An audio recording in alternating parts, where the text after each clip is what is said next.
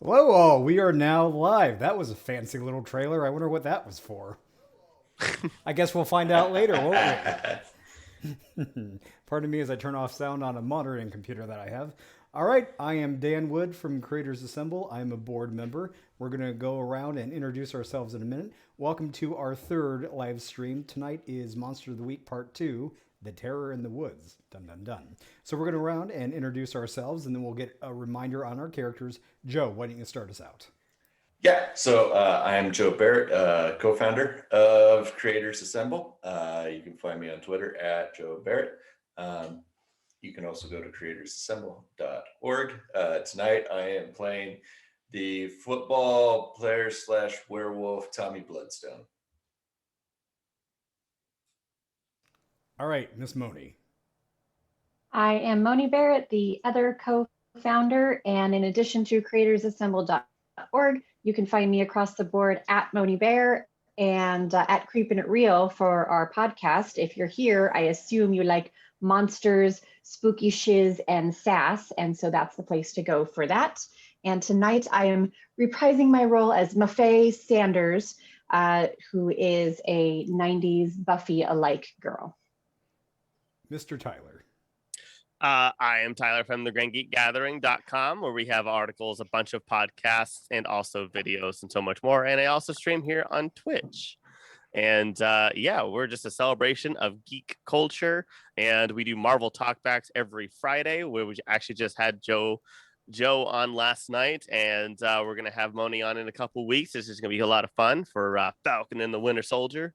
And I also stream while I edit, and I play some games and so much more. And also some live podcasts as well, like our show Anyway with Sam and Tyler, Burn After Pitching, and coming soon, Most Extreme Ranking Challenge and Unnecessary Debates. Also, we have 2 panels at WonderCon, Unnecessary Debates and Burn After Pitching. So got to remember to keep talking about that now that we can. And tonight I will be playing The Flake. I am Drake the Flake.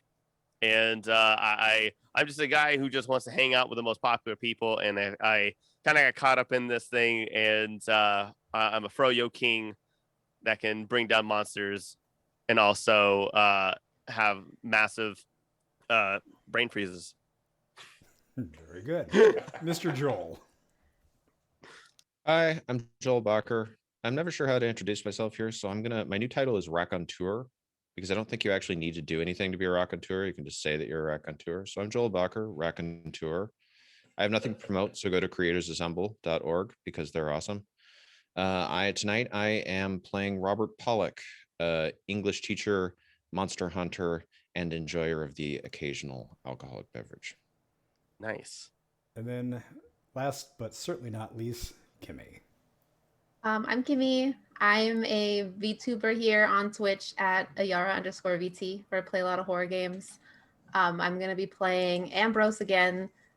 She's a goth kid that has a bit of a distaste for people, so she's going to college for entomology, and she enjoys the outdoors and stuff, and she's a pararomantic, but that's just like a thing that you don't know yet, so.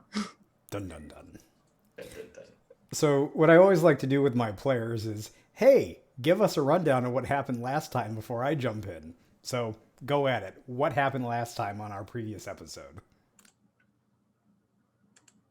Last time on Monsters of the Week. The infamous Froyo murders took place on the campus of Mount Brisbane College. We had a bunch of people getting iced, quote unquote. So it turned very bloody. And then it turned out to be the haunted spirit of a guilted lover. And we set her free. Right? Yeah, and there was ice cream, and I hit an old man in the head. Yeah, that was pretty much it. I almost we killed a really big spider at the beginning too. Oh yeah. Oh yeah. You did. And we kind of left off with the mystery having been solved, at least for that one. And we had Serenity walking into Robert's office and telling him that there were problems, and then it flashed to be continued. So we rejoin our story now. Serenity has just entered Robert's office. She, as I said, is a local spirit healer in the city, has gotten some county, even state renown, and she and Robert go way, way back. So we begin again with Serenity coming in and telling Robert, we've got problems. Doesn't anybody frickin' knock anymore? Not when it's important. I mean, I can go out and knock again, but we don't really have time for that tomfoolery. Have a seat, Serenity. Just push the alcohol bottles onto the floor. I don't care that much. So Serenity approaches, she kind of looks around, and you can see her doing a quick tabulation in her head, and she pushes him away and sits down in the chair in front of Robert. She says, "You've increased the number of alcohol you've started to take since last time." Judge much? No, more of an observation. How are the visions?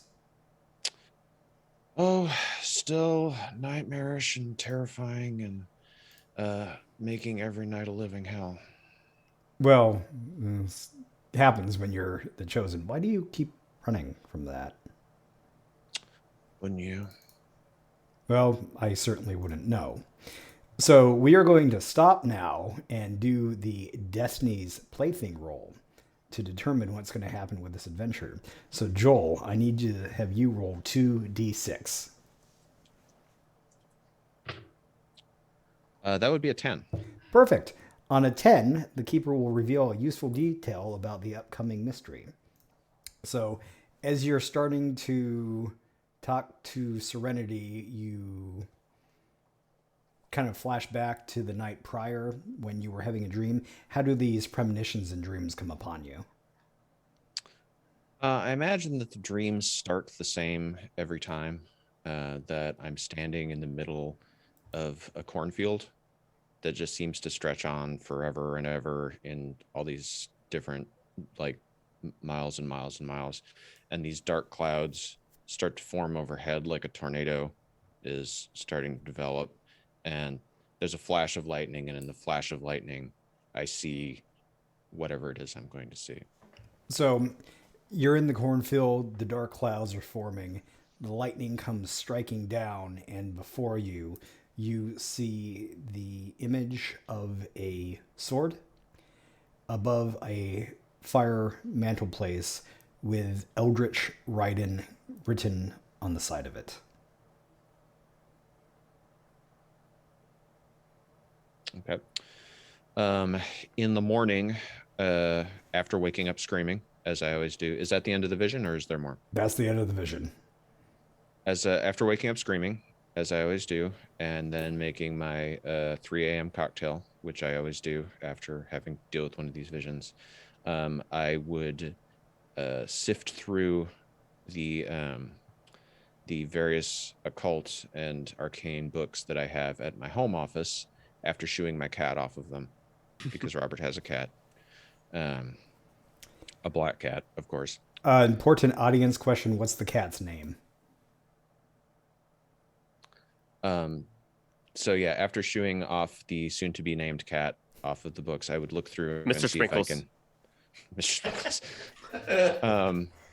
I look to see if I can decipher what the writing on the what that I can remember on the sword would read. Are you doing this from home or your office? This would be my home office. Give me a roll investigate a mystery. Is that plus sharp? Believe so. Let me double check. I sure hope so. Yes, it's plus sharp. Okay, that is a 7 plus 1 is 8. Okay, so on a 7 to 8, you get to hold one and ask what happened here, what sort of creature is it, what can it do, what can hurt it, where did it go, what was it going to do, and what is being concealed here. I can ask one of those. Correct. What is it going to do? What's it going to do? Mm-hmm. All right, so here's what you get from your research. You're not quite sure what the language says, but in your research, these are a series of weapons that have been used in centuries long fights against demons and evil. And you can tell that it is some sort of possible radiant or holily blessed or some sort of bane against them. What it Bane? exactly says, you're not I was sure. born in the darkness. Brad man. Hello, I'll break you. So we're going to fast forward and say that this is a sentient weapon that will now speak as Will now Tyler sound like as Bane. Yes. Oh yes, hello. I ruled a 10. So yes, and then we fast forward again. Is there anything else you want to do with the sword, the research, anything? Not at the moment, no. Okay. Then we fast forward back to you chit-chatting with Serenity. Okay. And by the way, just taking a quick look at the chat here, I am really going to, I particularly like Lucy, short for Lucifer, as the name of the cat. Lucy the cat. Lucy Sprinkles. Lucy Sprinkles. Miss Lucy Sprinkles, yes. It's Lucy Sprinkles. Which this cat will be making an Princess. appearance sometime. Princess Lucy Sprinkles. There you go. Dr. Princess Lucy Sprinkles. Dr. Princess Lucy Sprinkles. Esquire. Yeah. Esquire. The seventh. She's a very degreed cat. Yes. Highly regarded. Yeah, she's actually mayor of the town too. Makes sense. Dr. Princess Lucy Sprinkles McGillicuddy. Mayor of what's the name of the town again? Mayor of Mount Brisbane. Mount Brisbane. Formerly known as Pawnee. So now that we've established a brand new full character, I need a member of the audience to play the cat for me. We'll get back to that later. So you're having your conversation with you're having your conversation with Serenity, and she said there's a big problem, and she's having idle chit chat with you. Before getting to the main topic at hand, is there anything else you'd like to discuss? I'll just do it in character. So how have you been? Well, you know, spiritual healing gig's pretty lucrative and good cover while hunting. It's been about 1.5 years, hasn't it? At least, yeah. So why have you settled here? It used to be quiet. Yeah. I could come here and just teach, read, be normal. But it doesn't look like that's going to happen for me. Serenity kind of chuckles. We haven't known normal for 30 years. At least. Well, to the main topic at hand. We've got bigger problems than we haven't dealt with in a while. Do you remember the Shade? I take out a bottle of liquor and pour myself like a venti shot at the mention of the Shade. And I say, does that answer your question? Yeah, do you have one of those for me? This is for you. I pass it over to her and then pour another one for myself. She takes it, she looks at you, holds up the glass, clinks it against yours, slams it back as quick as she can. Oh, the good stuff. Thanks. So, If you're going to be an alcoholic, you may as well go big. yeah, what's the saying? Go big or go small? I was never good at those cliches. No, you got it exactly right. Go big or go small. Perfect. So, the Shade's back, and they're in town, and I think they've been here for a while.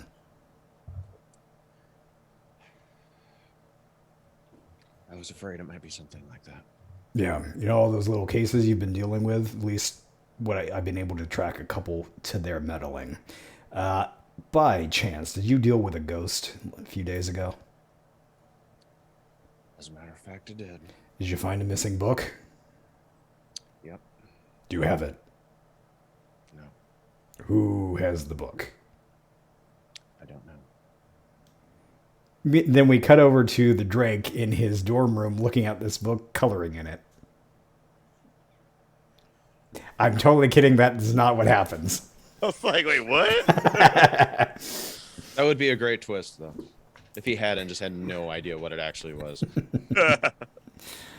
So Serenity kind of looks at you and says, "Oh, that's not good. We're going to need to find that book." Yeah, I was afraid that might be the case. She lets out I a got a man on the inside, meaning the library. good. So she says the book is one of their old charters that they had placed in hopes of getting some chaos spread, and boy, hit it. How many students or people were killed? Okay, quick out of game question. I don't actually remember how many people were killed. How many were? A lot. I think 12 or something like that. Many. I just say many. Not Okay. enough. You know me, I've never been good at math. That's true. That is why you're an English teacher. And they both laugh. Freeze frame. Credits roll. So, yeah, they're up to something. They're going to be in the woods. They're going to be in the woods. Do you have your team? Yeah, I've got a team. Of All right. sorts. Has the shade grown? Immensely. We're going to have to be doing some killing. Just crackers. Yes, so get the team together. So we're going to cut over to what is the Drake up to?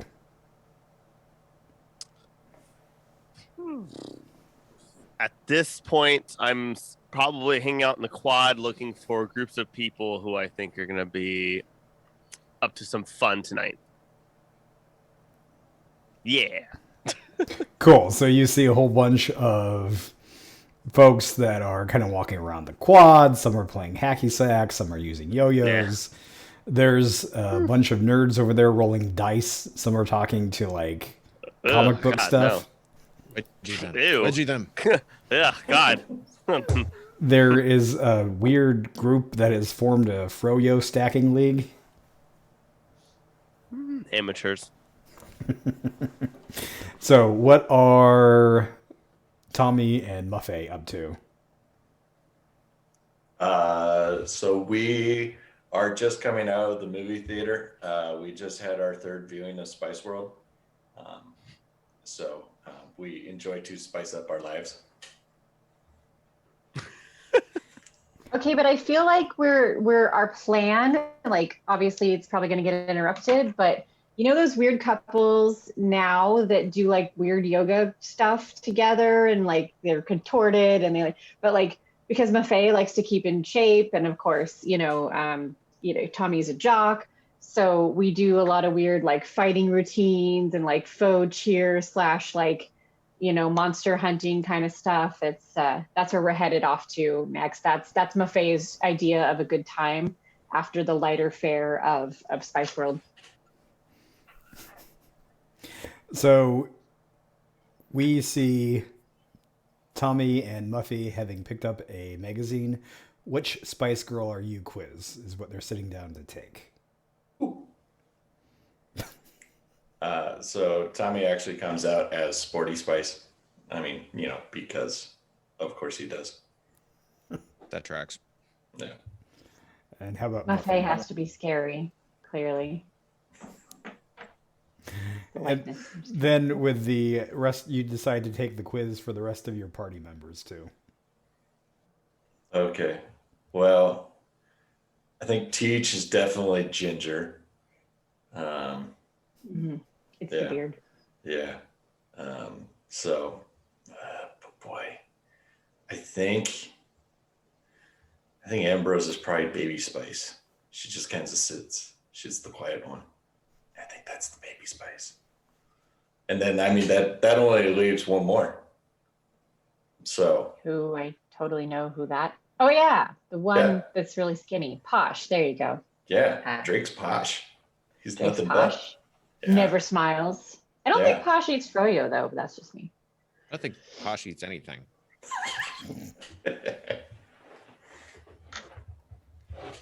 Well, now that we've invited you into our secret, this was all leading up to Spice Girls chat. We're going to now be converting the format. It's going to be Spice Yes. Girls all the time. Hi, welcome to Spice Chat. Welcome, I welcome would to Spice listen Chat. to that. Spice chat.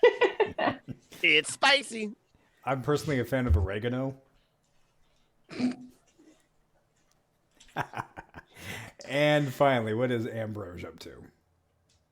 I am de-stressing in my room by working on my taxidermy of a cute new beetle that I found. Yay. Now, in your, how many of these bugs have you found? Is your room like Oh, decorated my room with is them? lined with little bugs. That is quite awesome. All right, Teach, you got to get the crew together. What do you do? Well, I think we discussed beepers last time, so I'm going to presume that we as a team all have beepers that I can use to communicate out. So I'm going to send. I'm gonna make an executive decision here and presume that I have perhaps mentioned this organization, the Shade, to this group of monster hunters because leaving them in the dark about a cult seems like a really bad idea. So I'm just going to send out I almost said a text, a beeper message that says the Shade, and wait for them to respond, see that, and probably realize, oh crap, we need to get to Teach's place.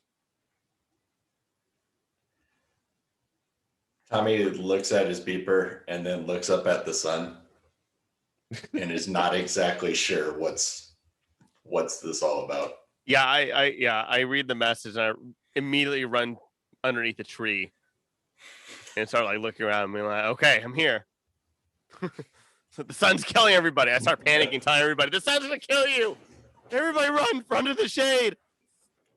Maffei is at first wondering why Teach is throwing shade, but then after a minute realizes what's happening because there has to be one brain cell between this couple.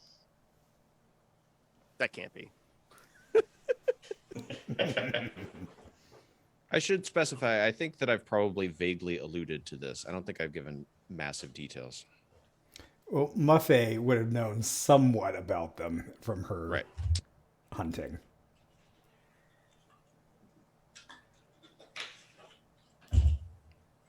Okay, so the crew all gathers in the teacher's office.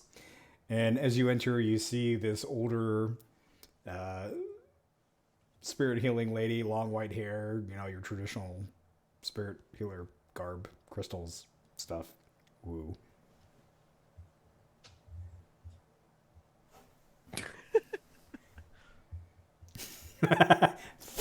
So pick up. You guys go. Serenity, I would like to introduce you to my team. This is Tommy Bloodstone. You're a werewolf. I'm a bit of a werewolf. Yes, I can control myself. I don't like to murder people all the time, just the bad ones. This is his better half, Maffei. I've heard a lot about you. Keep up the good slaying. Well, and as a monster hunter, I have to say that I vouch for Tommy. He's only just the tip werewolf. It's very small. It's not a lot. It's not a large amount of werewolf. So it's okay. So is it this much werewolf, this much werewolf? It's like this much. It doesn't even count. Okay. You guys picked possibly the most disturbing way to describe that. I don't see what, I don't know what you're talking about. Just talking Anyway, about this his over werewolf here name. is Jeez. Ambrose. She was a student of mine. Ah, you. We'll talk. Me. She winks. Howdy.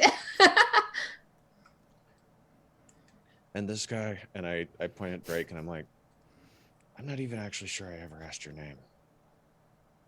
It's okay.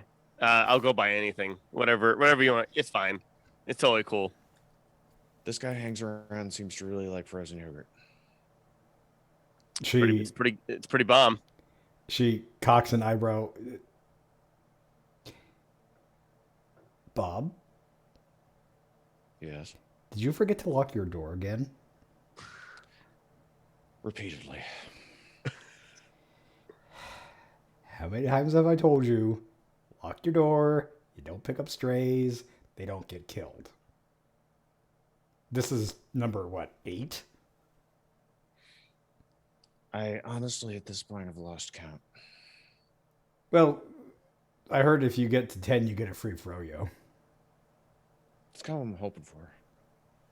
I mean, we got to get something out of this, right? That's true.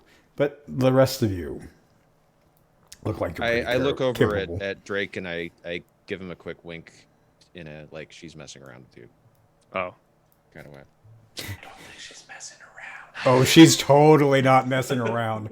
Robert has lost several people. I mean, I haven't lost them. I know where they are still. They're in a little bit of. They're just not moving very much. No, they're in pieces in Kansas. They're in pieces in Canada. They're in pieces down in Florida. I think some are out the coast of California. Yeah, kind of know where they are. So When this episode is over, we're just going to roll a silent reel of the names of all previous flakes who have shown up and But with Spice in Girls this music batch. playing. with like a slow, sad version of a Spice Girls song. if you want to be my lover, Left, spice up your life. Exactly. all right. So you've all gathered. Serenity's there with you. She's kind of looking you all over and seems pleased. I say to the group, "This is Serenity. She and I go way back. She let me know that the events that we've been dealing with, as I feared, are connected and have something to do with an organization that calls themselves the Shade. Serenity, you want to fill them in?" Yes. Froyo guy. Could you check to make sure the door's locked? Me? Yes. Sure. I go lock the door. Yes. I like the extra sauce you put on that. That was nice. Yes. Like, I think I will. So I mean, the lack of it is how I got into this, and I kind of want that free froyo. So, okay. yes, we'll arrange that. So she looks at all of you and takes a deep breath and says, "All right, you're dealing with some bad, evil, horrible, horrible things. You need to gear up and you need to get ready. There's a terror in the woods that you're going to need to take care of." She looks to the camera and winks. And you need to gear up and be ready to go. I am once again stunned and terrified that there's a camera in my office without my awareness. It's like a terrible episode of The Office. Yes. The worst episode. And she says they're getting ready to do something tonight. I've managed to track them here, and there's a summoning. So you're going to need to put on your costumes, dress up as if you're going to a Halloween party, bring your weapons, be ready. Sounds So, good. first of all, I'm always ready. But also, I need to know who's financing this? Is it the Shade? Is it you? Like, where's the money coming from? I need half up front. Wait, why would the Shade be paying you if you're trying to kill them? Well, it could be Thanks, a Sam. double espionage. You don't know. You're not the professional here. Anyway. Are you paying us then? You're the one coming to us. Is that? We're gonna get paid. Serenity just kind of looks at Robert and kind of shrugs like, "The hell, dude." I don't know where she got this idea about payment. That's never been part of the arrangement, but I'm the professional. I don't work for free. I'm gather down. that I'm down to get paid. She just kind of like rolls her eyes a little bit. "Don't worry, we'll find a way to get you paid." I might need some terms, but proceed. She kind of looks to the rest of the party, and are the rest of you in? I'm going to take a sip of Teach's whatever alcohol he's got going on. Just going to reach over and You're help 21, myself. right? Sure. Somewhere. In Monster Hunter years. Well, As she I'm. takes, Oh, as well, she takes I'm the drink, in. I mutter to myself, I'm so getting fired. Well, I'm in, but before we go anywhere, I'm gonna go walk over to the restroom. Just don't mind me. I'm gonna go walk out this door and totally be good. And I just start walking over towards the door, and I'll be like, I'll be right back. Don't you worry about that. And I just bolt. Tommy, could you get him, please? Yeah.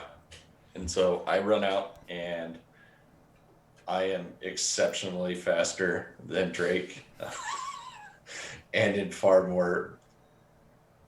superior cardio condition. So I just Less froyo in your diet. boat right past him and just stand on the opposite side, and then just lift him up and carry him back in. I just look defeated and just be like, man, I didn't want to die. I have too many friends I could potentially make. I'll do it officer and gentleman style, and just kind of I'll hold you close. I'll make you feel safe. Okay. Buffet is I'm gonna half tell turned him. on and half annoyed. She just kind of cocks an eyebrow. It's okay, buddy. I'm not gonna let you get hurt. That's good. Alrighty, that's fine. We'll find out soon. I can make no such promises. He's only half messing with you. So Serenity looks to Ambrose. Why are you the only professional here? I have consulted with the Moz, and I am also in. So Very good. All right. So tonight, We are the fellowship of the ring Of the mods.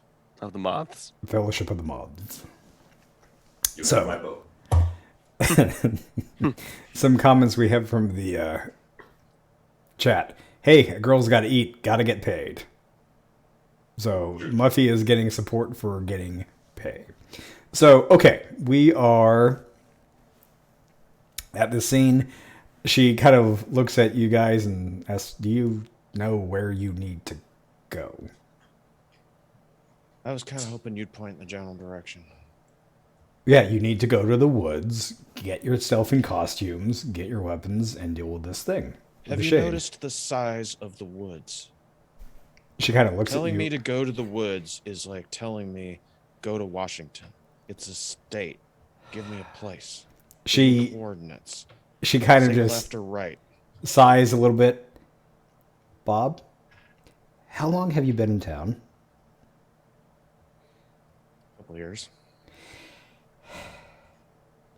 How could you forget about the Woods Hotel? The Woods Grand Hotel? What do you think? Do you think I meant the forest out there? No, the Woods Grand Hotel. There's going to be a costume party there tonight. I hold up my alcohol and I say, I forget a lot of things. I understand. Party, you say? You said party? Party. Party. Yes. So Well, I'm definitely in. okay. So you are going to need to put on your best Halloween costumes to blend in, and make it to the Grand Woods Hotel, Okay. where Sweet. the Shade are. That's all the information Serenity really has, so you're going to need to get there, figure out what's going on, and put a stop to it. Cool. Okay. So, Let's do it. costume trying on montage? Yes. Yeah. So, what is some good costume montage? Spice Girls. Spice Girls. Yeah, Spice Girls. Okay. Yep. Dun dun dun dun dun. And actually, Tommy's gonna fully commit, and he's gonna go with a Union Jack onesie and really like platform heeled. Oh, And I am just gonna rock this Spice Girl look. So are we saying what we're gonna be? Yes.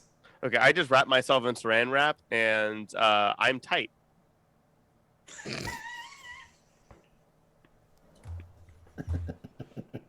It's the cheapest thing I could think of. Thank you.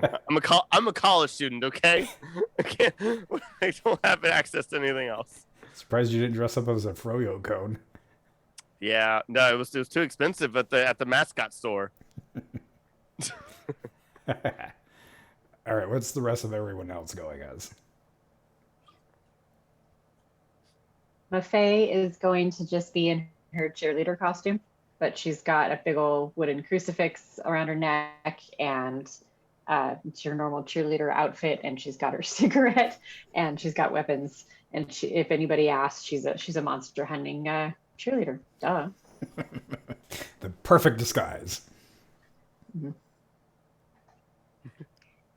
All right, Bob or Ambrose?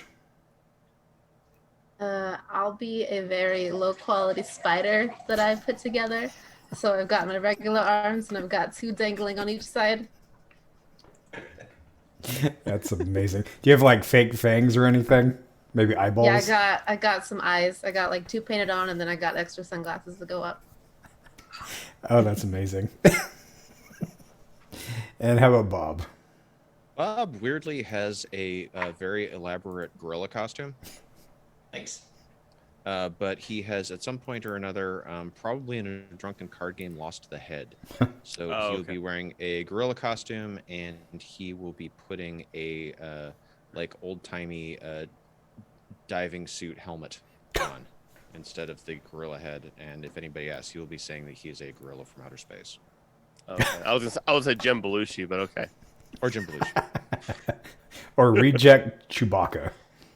There you go. Okay, I absolutely love these Halloween costumes. Serenity looks at all of you and says, okay, get to the hotel.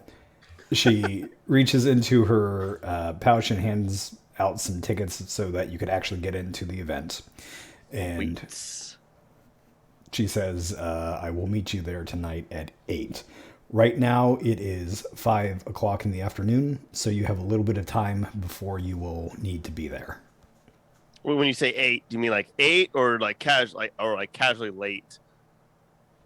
8, like 8:15. We're all cool kids. Come in. Serenity sighs, looks to Bob again, looks to the Drake. There's no such thing as being late in monster hunting. Be on time. Right. Okay. Right. Okay. Yeah. 8 o'clock. Sounds good. Yeah, and this isn't any of those wink, wink, 8 o'clock. I'll show up at 8:15, or, wink, wink. I'm going to show up at 9 to be super fashionably late. When I mean 8, you be there at 7:55. Wait. So what monsters are going to be there? How cool are they? Like who do they know? What's the sitch? That's what you guys are going to find out. Right. Got it. I mean, you have a werewolf with you. I'm sure he could smell something. Oh yeah. And so now I'm gonna like turn into a werewolf, but I'm still wearing the Union Jack onesie. It's like, oh Jesus Christ! I thought y'all were joking. Yeah. And so now I'm just going as Scary Spice. Well played. Very good. All right. So before we get to the hotel, do you guys want to do anything? Yeah, take this damn costume off after having changed into it I'm stuck. for the purpose of the bit. You can. Is there any research, any weapons you want to grab? I'm What's just up? squeaking inside. I'm just squeaking throughout the room as I'm walking around, pacing, worried I'm gonna die. I don't trust these crazies. I'm just going to be nose deep in my books of Arcana, and I'm going to probably request that Mafe and Ambrose perhaps dive in and help me out to look up basically any additional stuff that we might be able to use in terms of like banishing demons, protection from demonic forces, just kidding ourselves out as much as humanly possible to do battle with the dark forces. Okay, so let's see here. You're pretty well armed. I will... With these guns! With these guns. Oh, trying to decide what type of role I want to give. Have you give me? I would say this would be an investigative mystery, not a read bad situation. Depending on how you roll, I'll decide the outcome. If we're helping, would we be able to like assist with that? Yes, you could do the help out action. So we're all rolling? So someone decide who's going to do investigate a mystery, and the other person can roll a help out. I just rolled an Teaches investigate a mystery and I got a 10. Okay. So if people want to help out and bump that up to a 12. I'll help. Let's see. Oh, okay. Wait. So, yeah, I have a 3 times. Yep. So never mind. I have an 8. Well, I got a 12 to help out. Nice. You help out really good. I'm like holding the book upside down and you come over and turn it right side up. I'm like, oh, it makes so much more sense now. I'll give you this. Oh, it's in English. Ambrose, you're a spellcaster, aren't you? Yeah, I have that. Okay. ability. Yeah, I'll say because of how well you rolled, if you do any sort of the magic that involves banishing or barring or something with demons, you'll get a +1 to all those rolls when you cast magic. Okay, cool. So that's kind of what you get out of it, and then you just got your normal weapons. So that's pretty generous. All right, anything else before we advance the scene? We all go get frozen yogurt. Yeah. Frozio, stop. Froyo, stop. So you Oh no, I can barely move my arms. So you swing by the Damn Fine Froyo restaurant to get the best froyo in the city. So you get some sprinkles, and they have all the best toppings and all that good stuff. And then you're off. DFFY. Damn fine froyo. DFFY. So off you go. Zoom, zoom, zoom, zoom, zoom. And are you all taking the Teach's car? We never discussed if there was other modes of transportation that you had. I have I have the Monster Hunter Mobile, which is a 1981 Volvo station wagon that everyone can fit in, and I occasionally need their help pushing it to get it to go. But if other people want to take other means of transportation, they're welcome to, except for Drake. He's coming with me because I don't trust him to show up otherwise. Damn. We're gonna hop on the back of Muffy's motorcycle. Well, I will ride on the back of it. Muffy's gonna be the one who's Are you riding. still a werewolf? Are you like a big old furry Yeah. thing on the back of a little motorcycle? Well, Yeah, I'm totally like a a little- giant cuddly teddy bear. Okay. Yeah. I like the idea that would not look even remotely unusual in this town. No, So bimboing in his fur. yes, you see, as Muffet and Tommy are driving along, you hear as a little moped comes up next to you, and you see another werewolf in a basketball outfit. He looks over at you. He looks like he's balding up top a little bit. He's got gray throughout. He says, "Oh, you remind me of me in my glory days. Good on you, sir." And off into the night goes midlife crisis, Teen Wolf.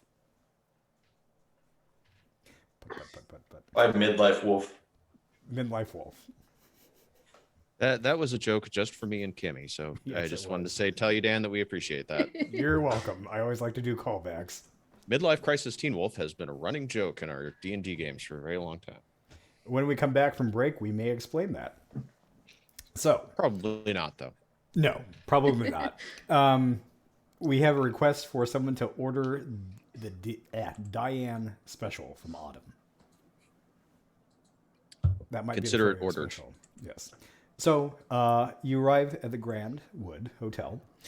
You can see that it is about 25 stories. This is actually a pretty old hotel. This used to be a mining town, things like that, and this was raised back, 250 years ago, whatever. I'm just bad with time. That's why I'm not a history teacher. That's why I do things on the internet. So you arrive there. It's all decked out in holiday decorations. This is the yearly big shindig that they do where all the college students and folks from out of town arrive. It's kind of a big deal. They kind of have some of those spotlights shooting up into the night sky. It's ironically a full moon. There's some clouds in there. You hear thunder in the background. Some good sound effects. You also see that everyone that has shown up is turned out in a wide variety of Halloween costumes. You've got some very realistic looking monsters like Tommy. You've got some folks that are dressed as joke costumes. If I had planned ahead, I would have had some ready to go. Someone's dressed up as Foghorn Leghorn. We've got another one, the hello my baby, hello my honey, hello my hometown girl frog. So, all that good stuff. It's And sensing a Looney Tunes Michigan theme. J with those costumes. Frog. That's awesome. yes. I was gonna say I forgot what the name I was. literally just drew Michigan J Frog. Michigan J. Yeah. Joe and I are on the same wavelength tonight. So you arrive and you can see that there's spider webs and big old decorations, pumpkins, everything. They are checking tickets at the door and everyone's getting from some free swag bags with some of the woods Halloween themed from years past mixed in there. And yeah, all that good stuff. Okay. All right, let's grab our swag bags and head on in. I'm gonna get one of those, couple of the snap bracelets that glow in the dark. I'm just gonna wrap them around myself. Yes. So now I look like I'm at a rave. So what color are the stickers? Or sorry, the glow lights. Oh, I got blue and pink going right now. My Faye rolls her eyes.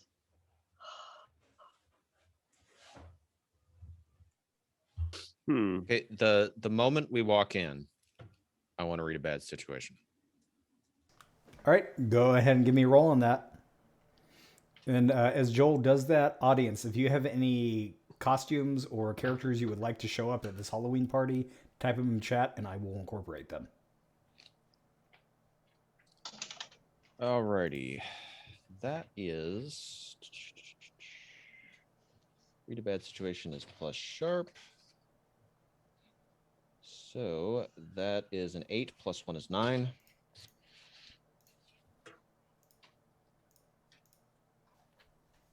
All right, so you got a 9?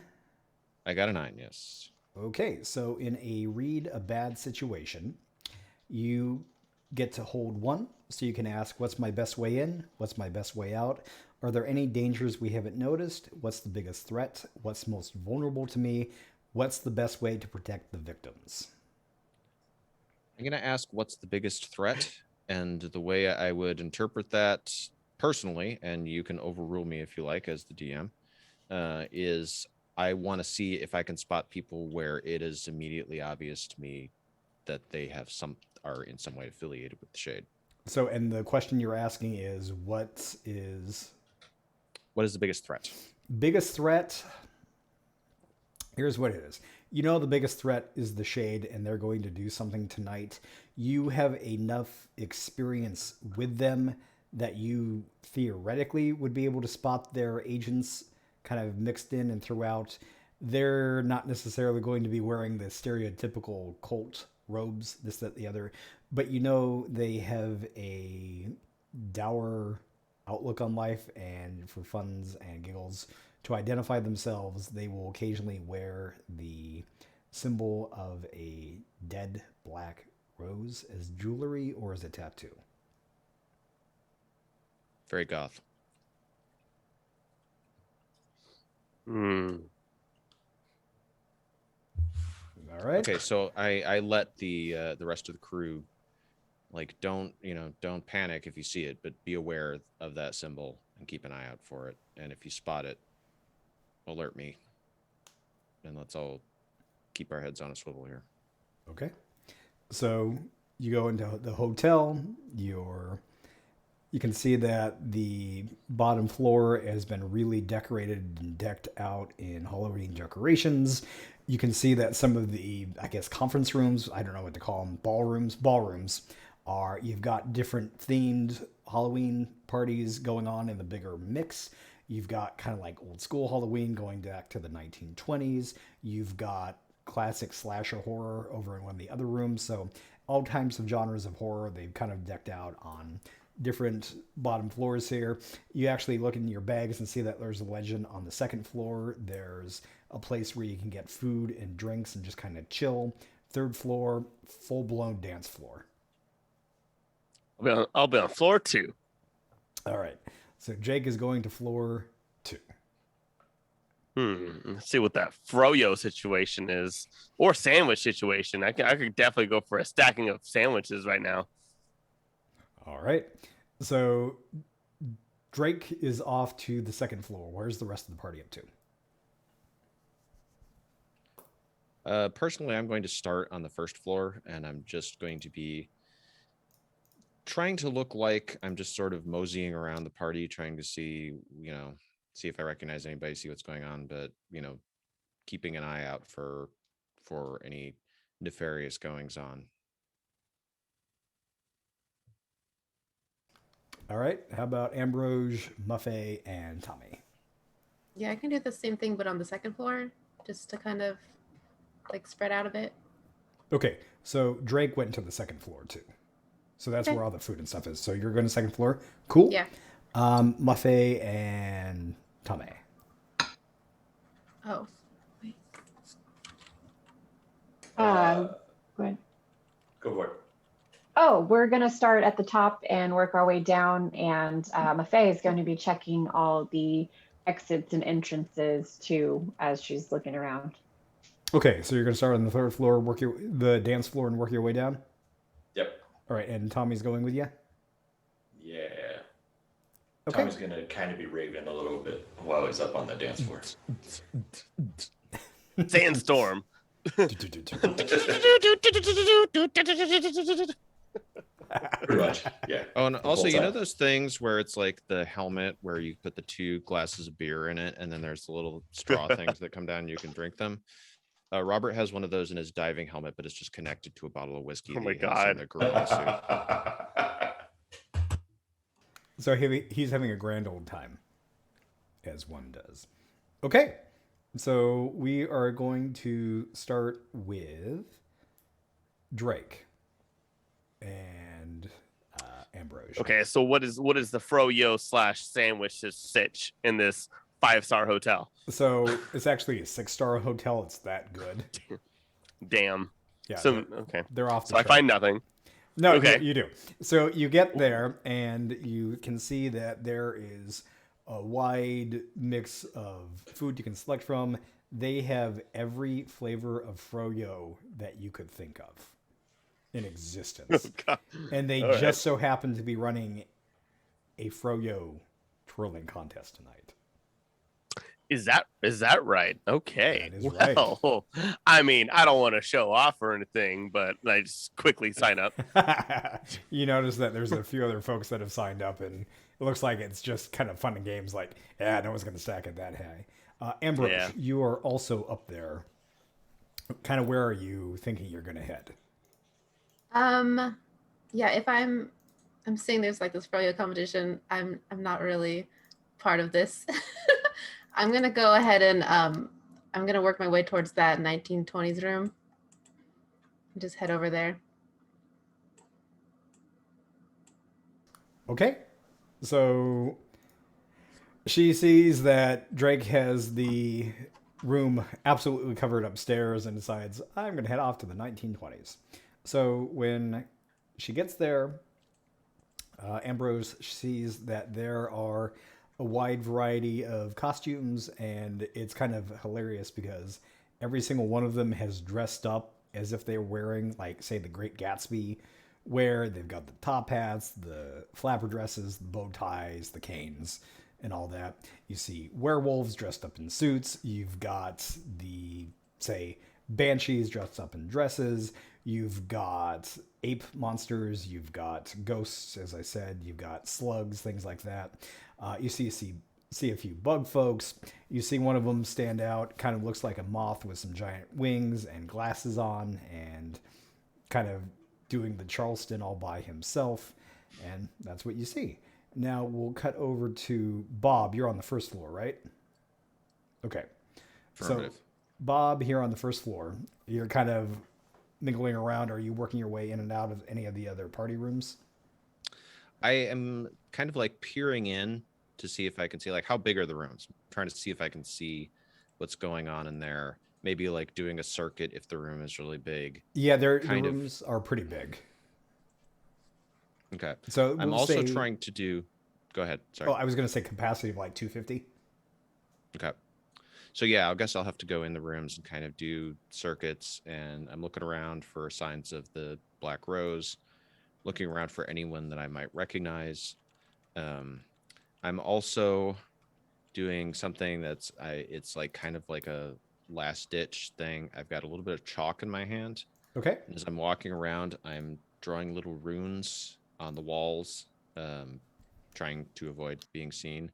So if absolutely necessary, like if things break really, really, really bad, I can do a spell and try and like seal off an area in kind of a magic circle, like by floor. Like if everything goes really bad, I can try and, say a magic word and, I don't know, do a interpretive dance or something, and seal off that floor, Okay. which I know would be doing big magic. So, and that would be, this is like last ditch, things have gone really horribly wrong kind of approach. Okay.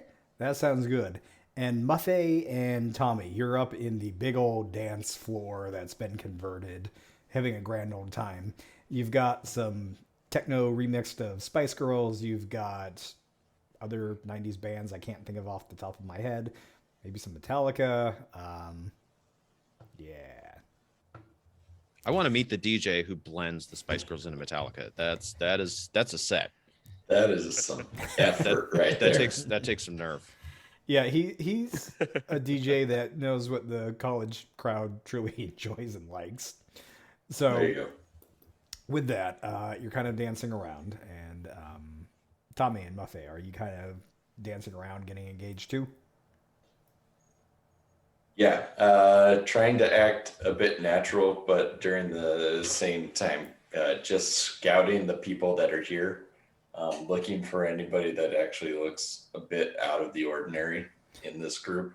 So, Tommy, as you're, oh, Muffet, were you gonna? Oh, sorry, I didn't mean to. Oh, is Buffet able to utilize some of the holy water that she carries to just kind of nonchalantly put spells or some kind of rune, just draw it with the water on like doors and windows sort of thing? So, if you want to do that, I'm going to call that magic. So you can use magic to kind of like bar a place or portal to a specific person, a type of creature. So I would interpret you doing the holy water as that. Okay. So to do that, I'm going to need you to roll on the use magic table. So roll 2 6-sided dice and add your plus weird. Is this something where I could conceivably help, considering that I'm doing something similar? No, she's on a downstairs? completely. Oh well. We could just say that this is something we had planned out beforehand. Yeah, I'll let you and roll that a help we're both- out to see. I'll let you roll a help out. I need the help because I rolled 7. So Ooh, yeah, that Joel, the 8's not going to matter because that's still a mixed success. Oh, that's a good thing because I rolled 5 and I have a -1 for weird, so it wouldn't have helped. yeah, I have a 0 for weird. Okay. Oh, I love when this happens. All right, so Moni, the spell you're doing is going to work imperfectly. So the effect you were going for was to bar a place or portal to a specific person or type of creature. I'm guessing pick a creature you're trying to bar.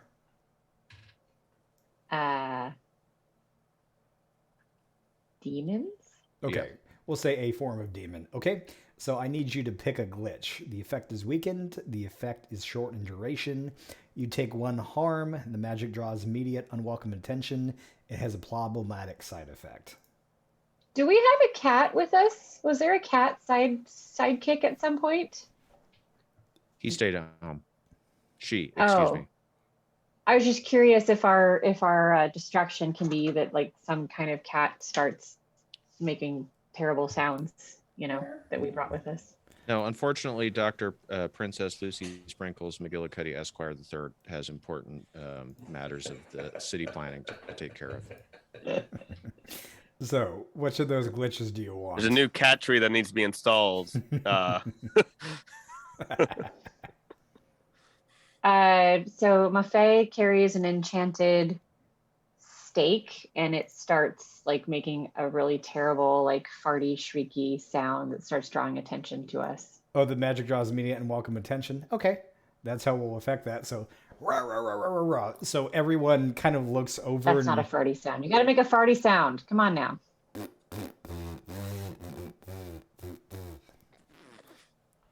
Fart You've noise. got more bass than fart. Come on now. I know, yeah. Well, I don't. Okay, let me get some water on my palm. And okay, here, let me just. There you go. All right, I got There we some go. water. There. How's that? Probably not great for audio. Anywho, so as this has now occurred in you, I have now proceeded to embarrass myself for everyone to see. So, Welcome to Twitch. yes. So we see that Buffet's stake is now drawing a lot of people kind of looking over there, and we are now going to cut forward a little bit. We kind of cut back to seeing the outside of the hotel, and there is this weird wavy motion completely encircling it. A pitch black light goes shooting up out of the ground and goes whoop all the way out, and there is this big giant scream of like this guttural bellow that you hear echoing throughout the entirety of the hotel as it shakes a little bit, and the lights and everything just cut out and then they come back on. The folks that are near windows look out and they can see that it is not 1995. It looks like it is 1895 out there. Okay. We see Drake getting ready for rubbing his hands, getting ready to do his froyo stacking challenge as kind of this weird energy starts to infuse the froyo machines. They shake a little bit. The froyo in all its many flavors and forms comes twirling out and kind of starts to shape itself into this big old blob of froyo that has eyes and a big old maw dripping froyo in different flavors and toppings, and it sees Drake and just roars because it's ready for its comeuppance and meal. We cut to Ambrose in her 1920s room with all these creatures, and several of them howl to the ceiling and moon, as it were, and they start jumping on innocent bystanders as they start to tear into them and devour. We cut to Bob, who's making his rounds as he gets confronted by a giant monkey-like thing, paw, stopping him, and he looks up and he sees this 7-foot-tall monstrosity that looks like it's a conglomeration of multiple animals sewn together. We cut to Maffei and Tommy with them being surrounded by frog-like beasts that are standing on their legs with spears ready to cut down. And this is where we're going to take a break in the action, take a 5-minute break, and we will be back to conclude our night's mystery.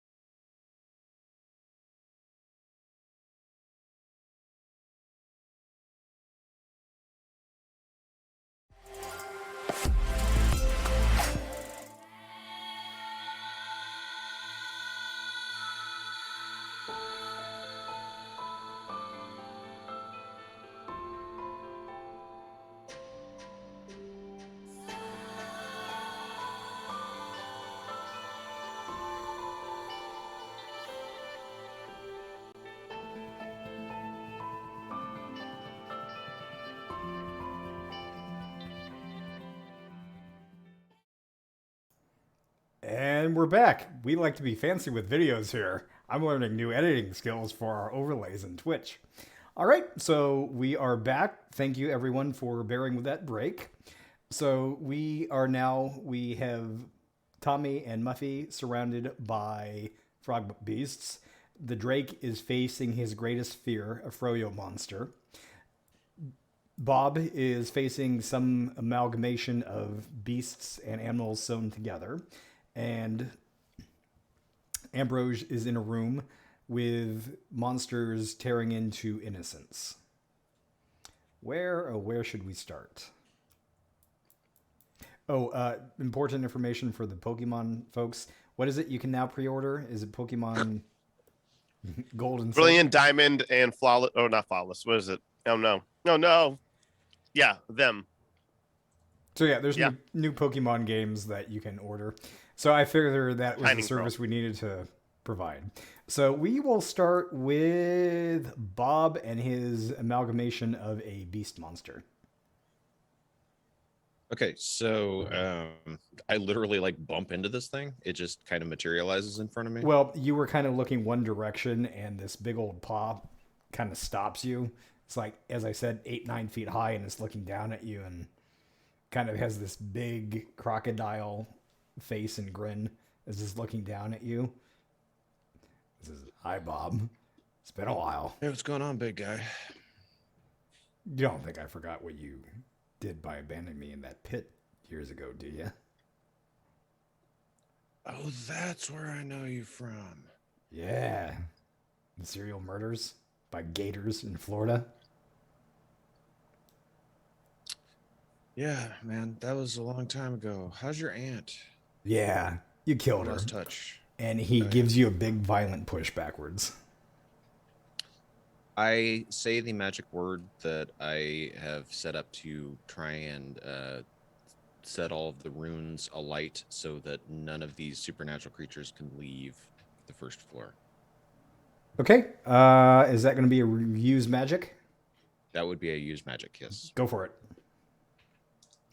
Roll 2d6 plus your weird.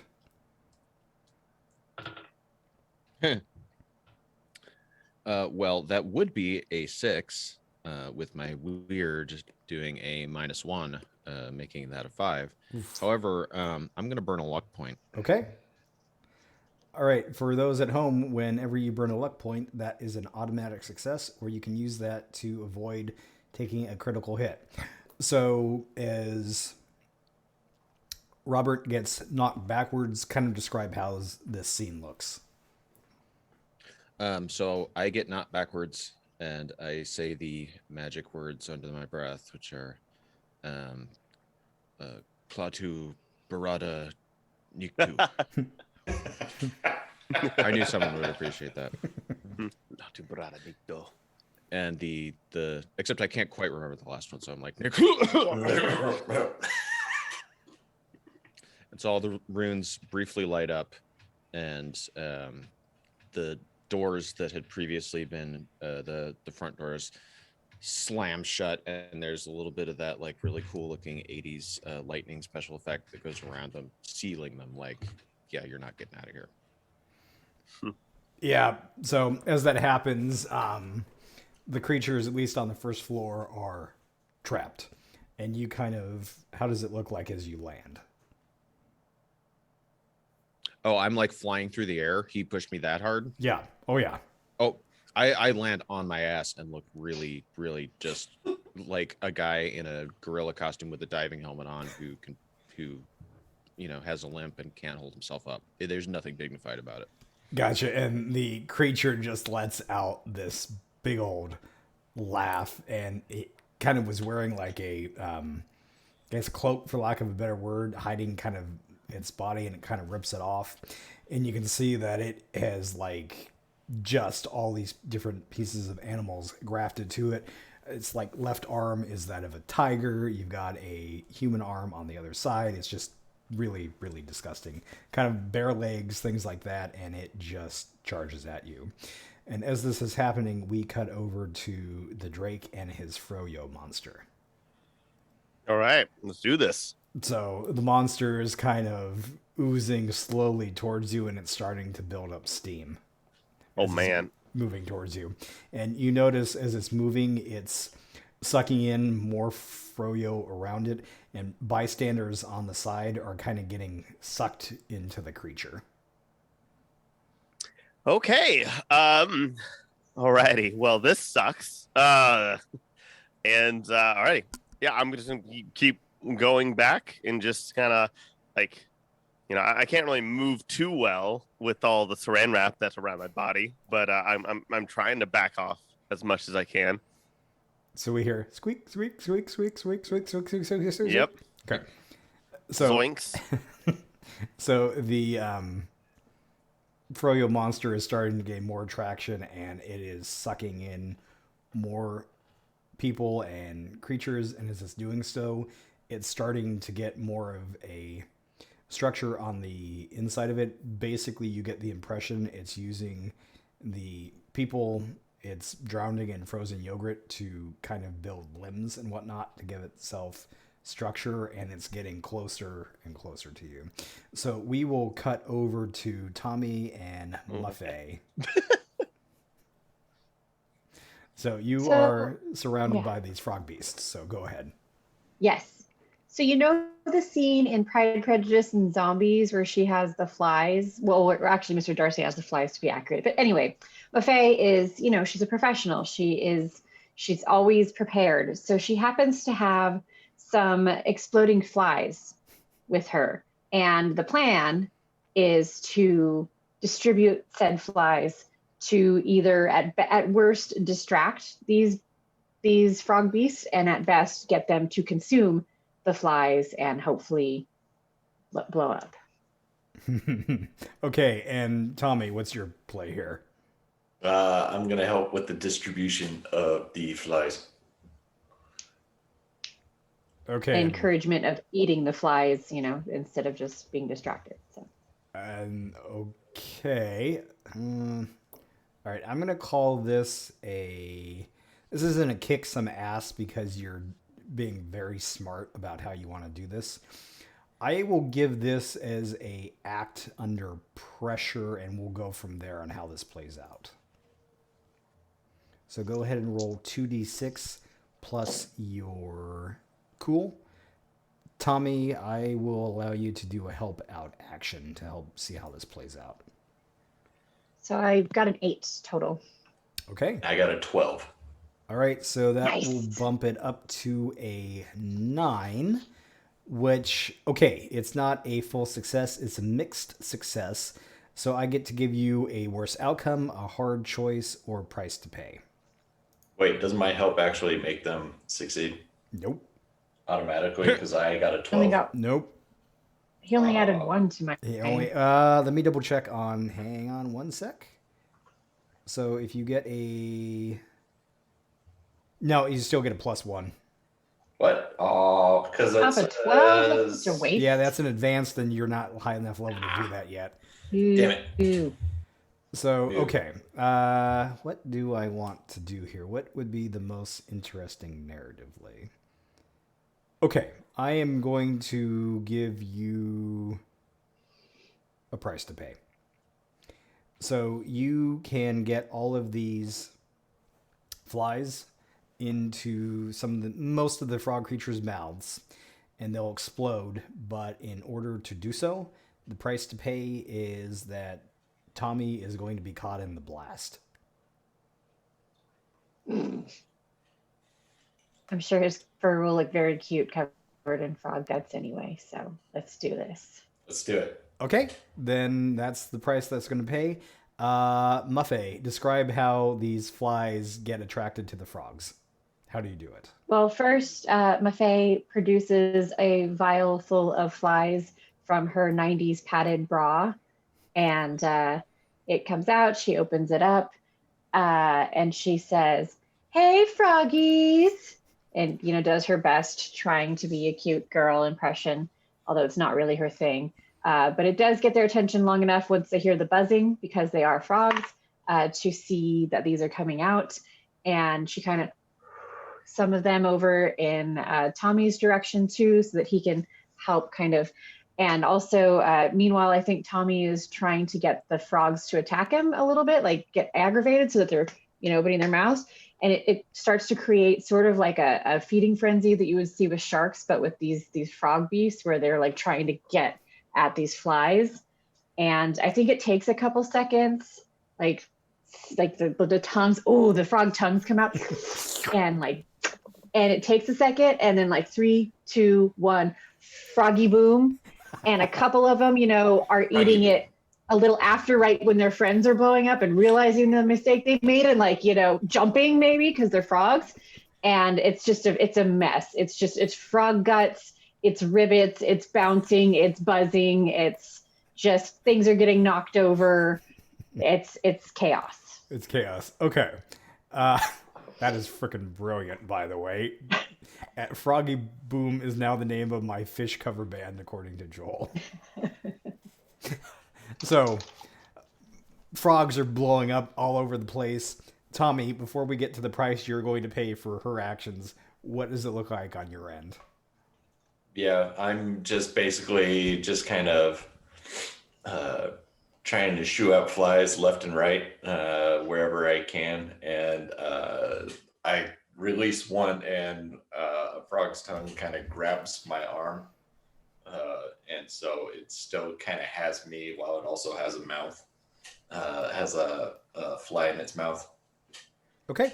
So your arm gets sucked in, and the froggy goes boom, and your left arm catches on fire a little bit, and you are going to take, we'll say 2 harm from that.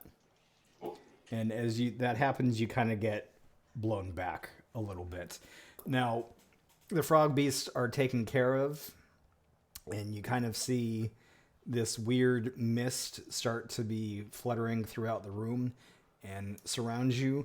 We are going to cut over to Ambrose in the 1920s room. Okay, and you said all of the people dressed as like monsters are coming to life So as monsters. some of them have turned into monsters and they're devouring. Others have not, and they're trying to fend them off. And you've got a wide variety of monsters, and you've got the ones that look like bugs, and you've got the wolves, and you've got the apes, and all that good stuff. Okay, I want It is a monster mash, if you will. It was a graveyard smash. let me see. Because I have the ability to try to see use monster empathy to see what would distract them, but I don't think that would work on like a group of people. They want to go chomping. Okay. My goal here is to try to get people out so they're not getting chomped on. Okay. But I don't know if I can do anything more than just kind of. I want to try to get people to follow me if they can. Okay. And try to get them out of harm's way. And I don't know if I'm able to, let me see. Because I can use magic to inflict harm to try to protect anyone that's immediately in danger. Yeah, and that's going to be more on a small scale than, like, say, a large crowd.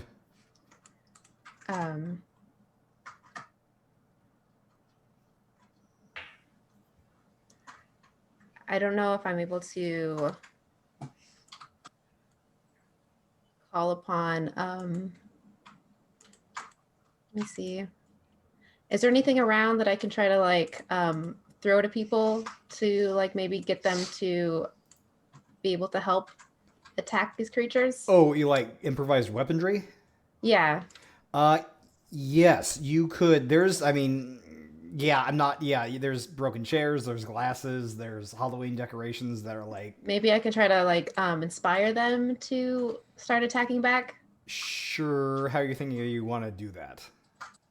By attacking yourself, or? Yeah, I want to start attacking these creatures so that way they because I know they're people, but I don't know how else to get them to go away. Okay.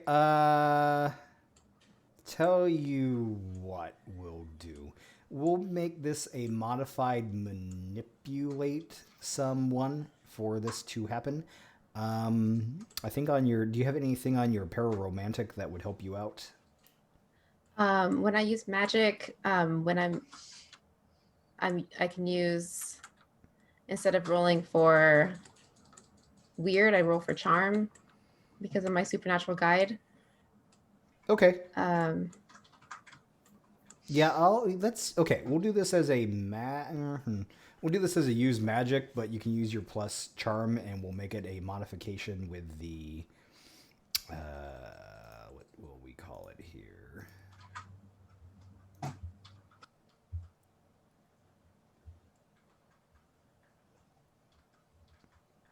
I'll say do one thing that is beyond human limitation. okay. Let's see. And I got a 10. Okay. That's really, really, really good that you did. Okay. Plus 10 means the magic works without issues. You choose the effect, which you have, which is to motivate these folks. I'm calculating something in my brain.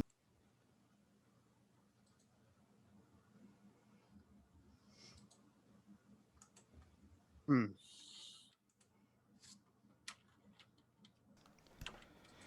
So, okay. So, kind of describe how this looks as you're casting your spell.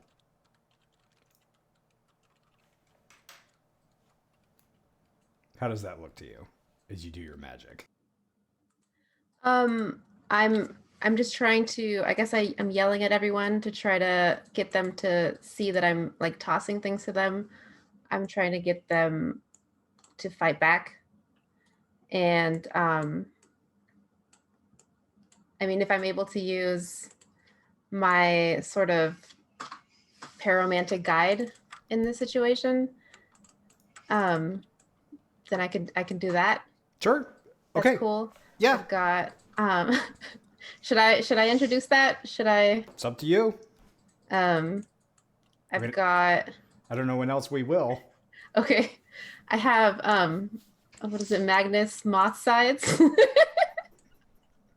Yes. He's currently in this room with me. And it's basically it's Mothman, and he's in here with me, and he's able to summon moths, so that should be able to help out with this situation a little bit, perhaps. Yes. Okay. So I'll paint the scene a little bit. Ambrose channels her relationship with her partner, the Mothman, Magnus Mothsides, the man, the moth, the legend. And he kind of, you see him pull his little 1920s vest down a little bit. He's got a little cane. He slides up to Ambrose, looks down, tips his little hat at her. Hi. Need some help? Always. Okay. And you see him kind of, his wings spread out a little bit, and the room starts to kind of do this weird warpy sense. And interestingly enough, it's kind of weird. You see time rewind a little bit from this effect as these moths kind of go throughout the room. And you see these monsters leaping off, the gore not happening. And you realize that as Magnus is doing this, you have your opportunity as he's affecting space-time to get these folks ready to fight back. So as that is occurring, you start to go over to small pockets of people, and just through your magical ability to persuade, you start to get them to pick up things, and then time kind of warps and then catches back up of itself. And as the monsters start to jump on folks, they kind of start fighting back. So we will now cut over to Bob. Okay, so he's charging at me. I'm Yes. prone and he's charging. Yes. Okay. Well, I'm going to do a really badass martial arts move called "Roll Out of the Way" as quickly as I possibly can. Okay, I have not heard of this one, so I'm gonna need you to describe how that looks. No, you'll just be able to do it. Okay, yeah, I'm gonna try and roll out of the way. I've got my sword cane. I'm gonna unsheath the blade, and I'm gonna take just a swipe at his Achilles, or where his Achilles would be, as he goes past. So Okay. I believe that would be a kick some ass. This is a kick some ass. But because you prepared for this, I'll give you a +1 to the roll. Why, thank you. Okay, that is a 10 plus that 1 is an 11. Okay, great. So you kick some ass. You get to choose one effect. You gain advantage, take +1 forward or +1 forward to another hunter, which does not make sense. Inflict terrible harm. You suffer less harm. You force them where you want them. I would like to force them where I want them. Okay. So this beast is coming at you, and as you slide out of the way, he punches down to try to clobber you in the ground and smear you all across the dance floor, as it were. And as you roll out of the way, you slash at him. Describe how the rest of the scene goes. So I think that's going to nail him right in his shin as he's gone past with the silver blade. And I mean, we've all been hit in the shin with something that hurts real bad. So he's gonna do a monstrous and lose his footing and kind of fall forward a little bit. Basically, he charged at me and has tripped on my cane. Okay, so that, he throws him off his balance for a moment, and he's prone. Okay, he spins around and he's prone and he hisses at you. Give me a act under pressure because you see this spit of liquid coming at you.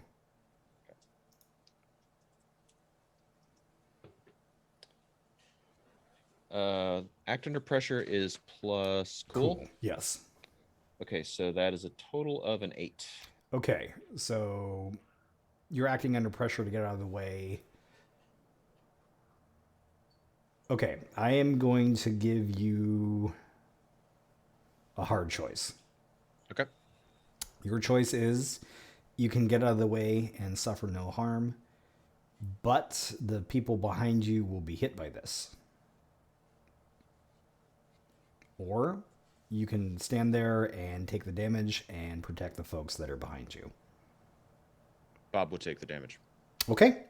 So as this creature at you from poison lands, the poison kind of slams into your gorilla outfit and it sizzles away a little bit. The gorilla suit is tough enough that it absorbed a brunt of the damage, but your chest is now a bit bare. We are now going to cut back to Drake and the Froyo monster. So this thing has kind of bulked up a little bit now.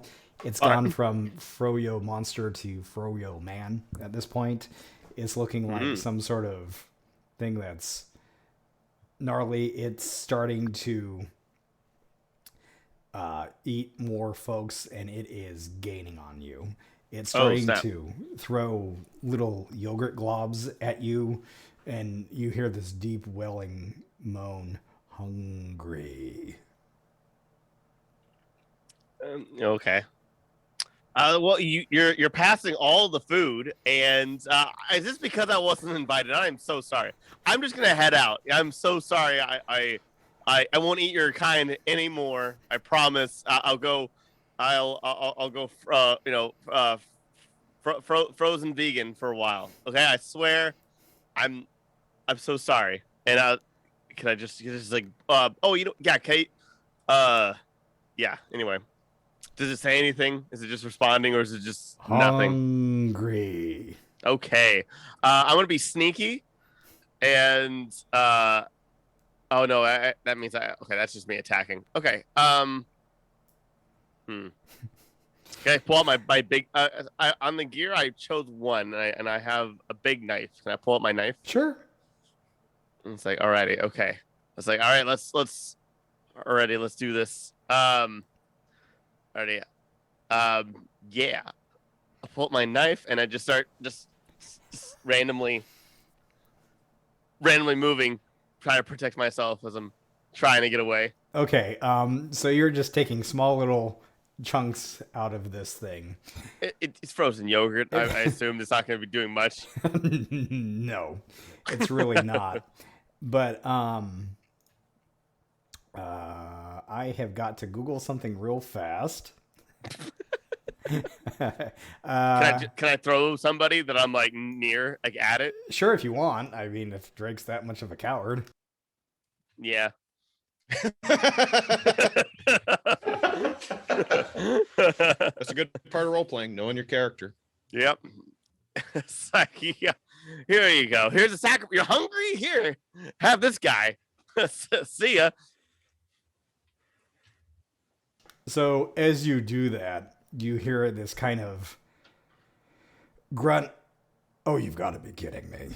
Another one of these things, and you hear a shotgun blast blare out as part of the Froyo monster gets blown away, and it sizzles on the ground, and you hear this tss, and you look over to your left, and there is a full-blown werewolf in a trench coat, little one of those hats. He looks like he's Sam Spade from the 1940s or 50s, cocks a shotgun, and he blasts the Froyo monster again. Kid, how long have you been in this game? Not even 24 hours. He reaches into his side and hands you a pistol. Use this. So okay. So the weakness is bullets. No. The weakness is salt-covered bullets. Shoot it. Oh. Okay. Right. Okay. So- I'll grab that gun as quickly. So Just like- the werewolf PI shoots the Froyo monster again as you both face it down, and we cut back to Tommy and Muffet as this mist starts to well up into the room. Are there still frog people? Yeah, they're dead. You got them all. So we got them all. Yep. All right.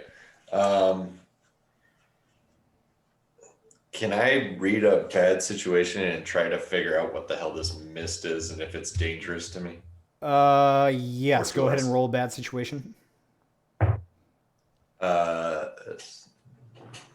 sure. So 9. All right, you get to hold one. What's my best way in? What's my best way out? Are there any dangers we haven't noticed? What's the biggest threat? What's most vulnerable to me? What's the best way to protect the victims?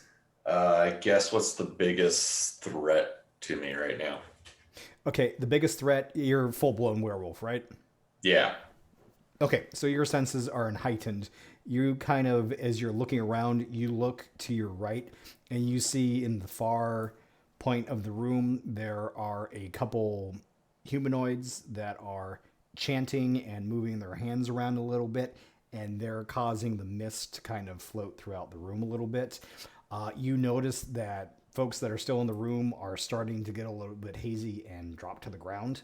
So you get the sense that this may be some sort of poisonous or something that put them to sleep. Whatever it is, it's not good.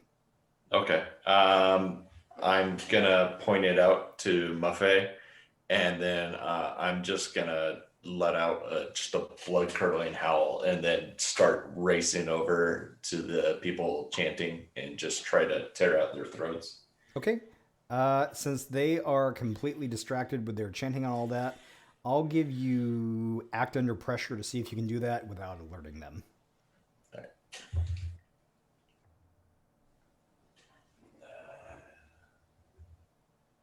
Then That's a 9. okay, I'm gonna give you a worse outcome, hard choice, or price to pay. Give me a hard choice. Okay, your hard choice.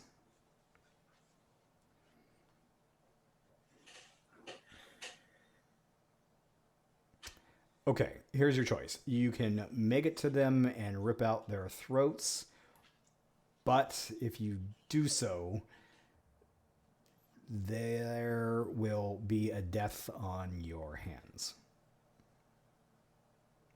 Alternatively, you can slow down and prevent that death.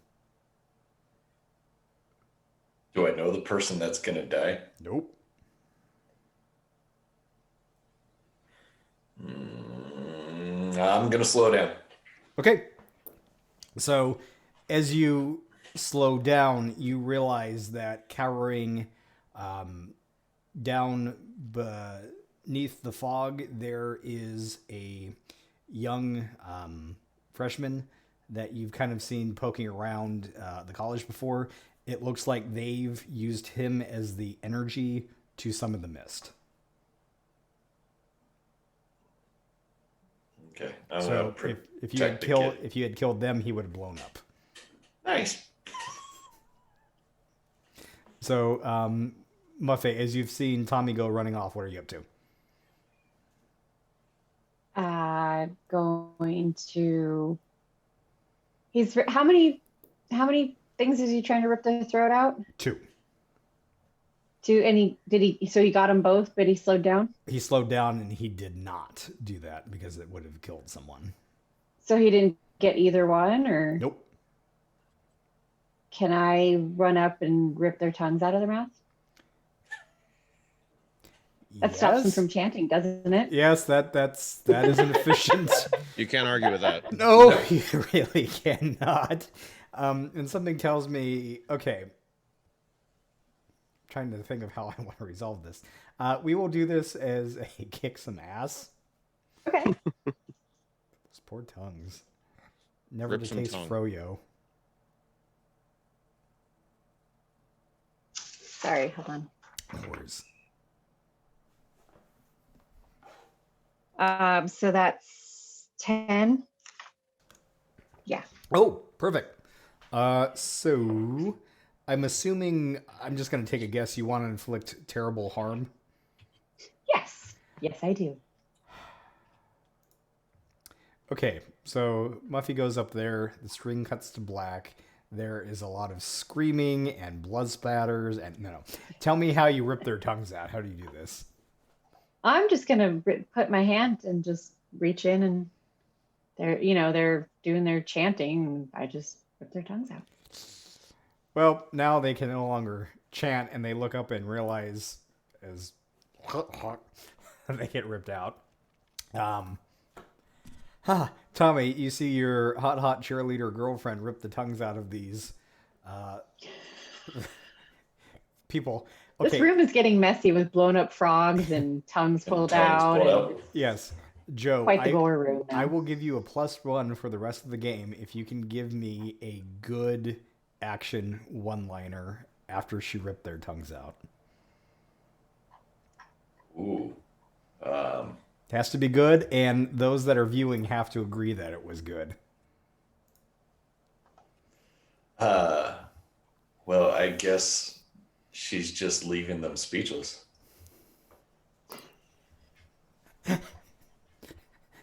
Got it in one, man. Got it in one.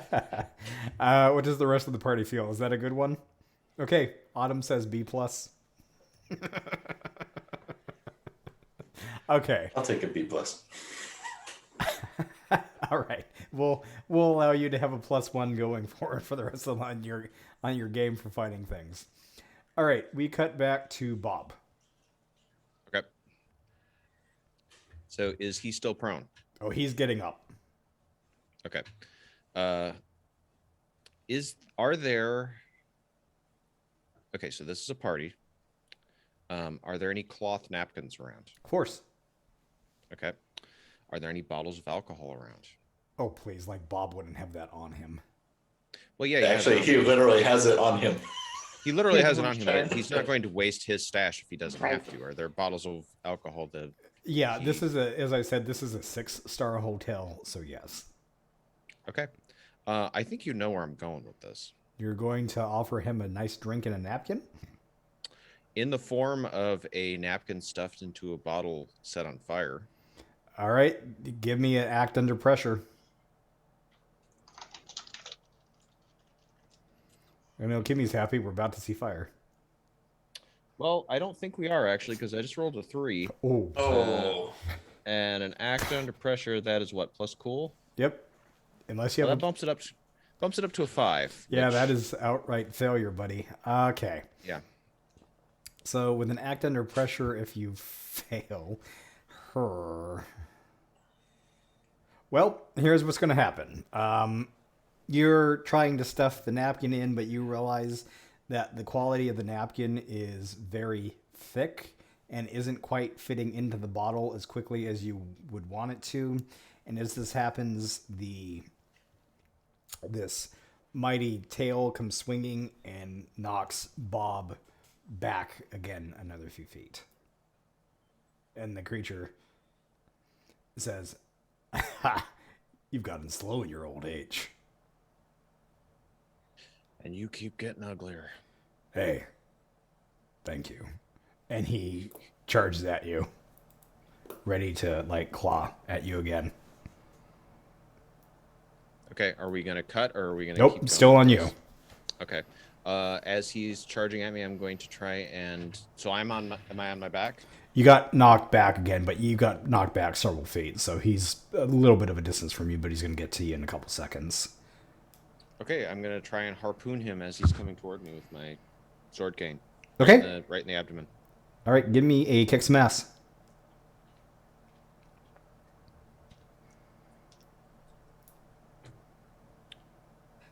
All right. Don't know why I said that like Linda Belcher. So that is a kick some ass is plus tough, correct? Correct. Okay, so that is a total of 13. Nice. Okay, go ahead and choose the effect that you want. I would like to.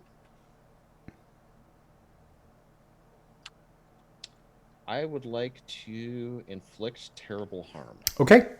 So the creature, you've fought this one before several times over the course of your career. You know some of its soft spot, so describe how it gets harpooned.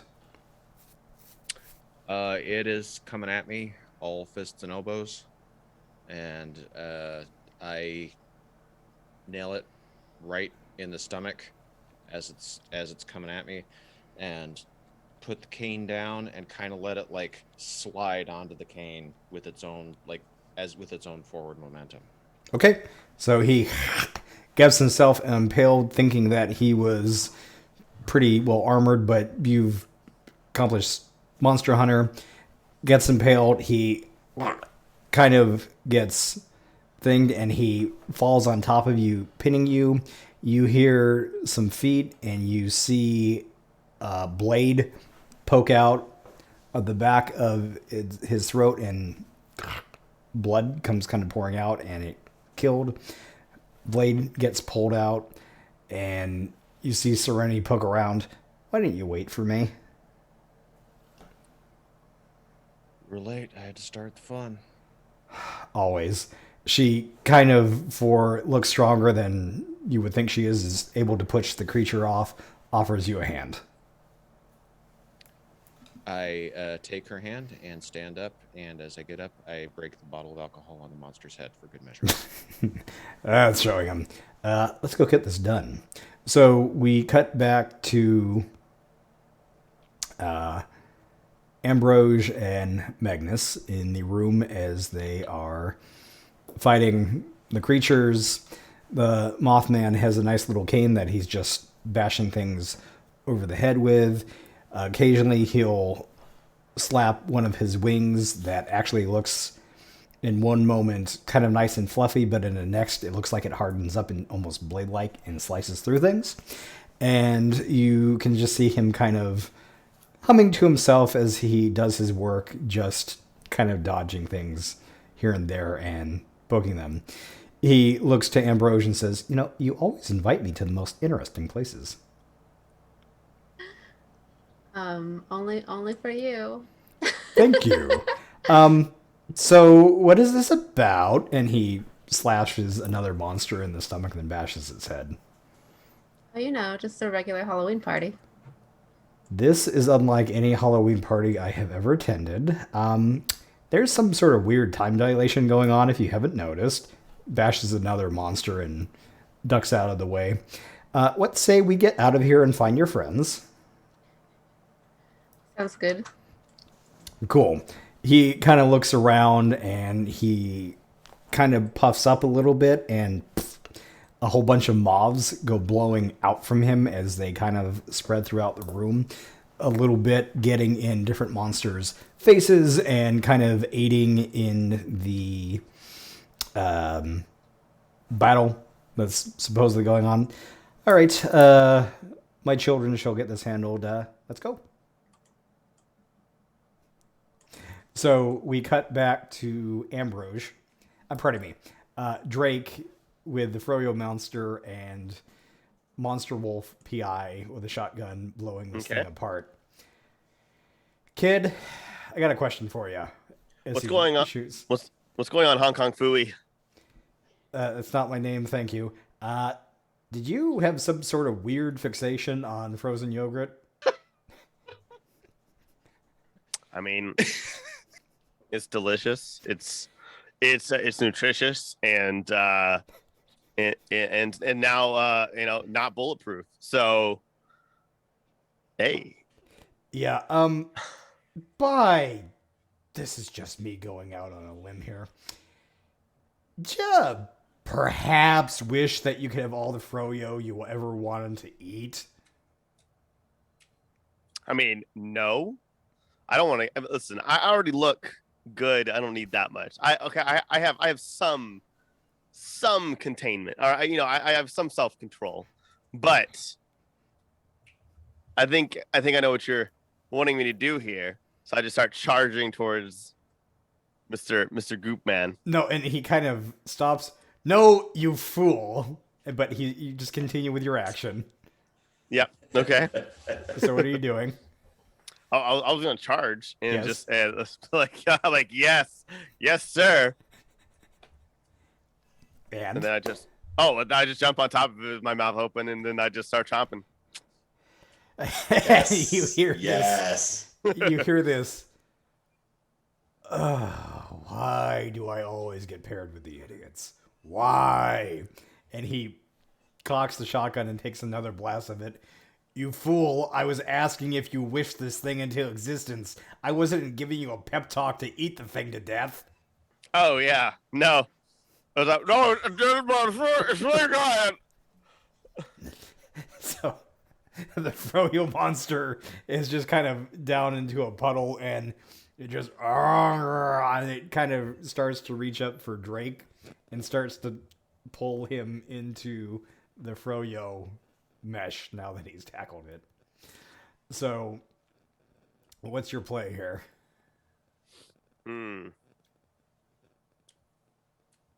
I mean, so it's trying to grab me now. It's trying to suck you into it. Yeah, I'll be sneaky. Can I just be sneaky and then go it from behind, and You're just gonna try swimming through it as you eat it? Yeah, screw it. Why not? Let's do it. Go big, go home. Things go big or go small. So,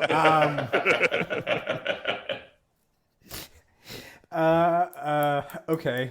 Tell you what. Win in a 6-star hotel. Win a 6 stars hotel. Okay, go ahead and do a.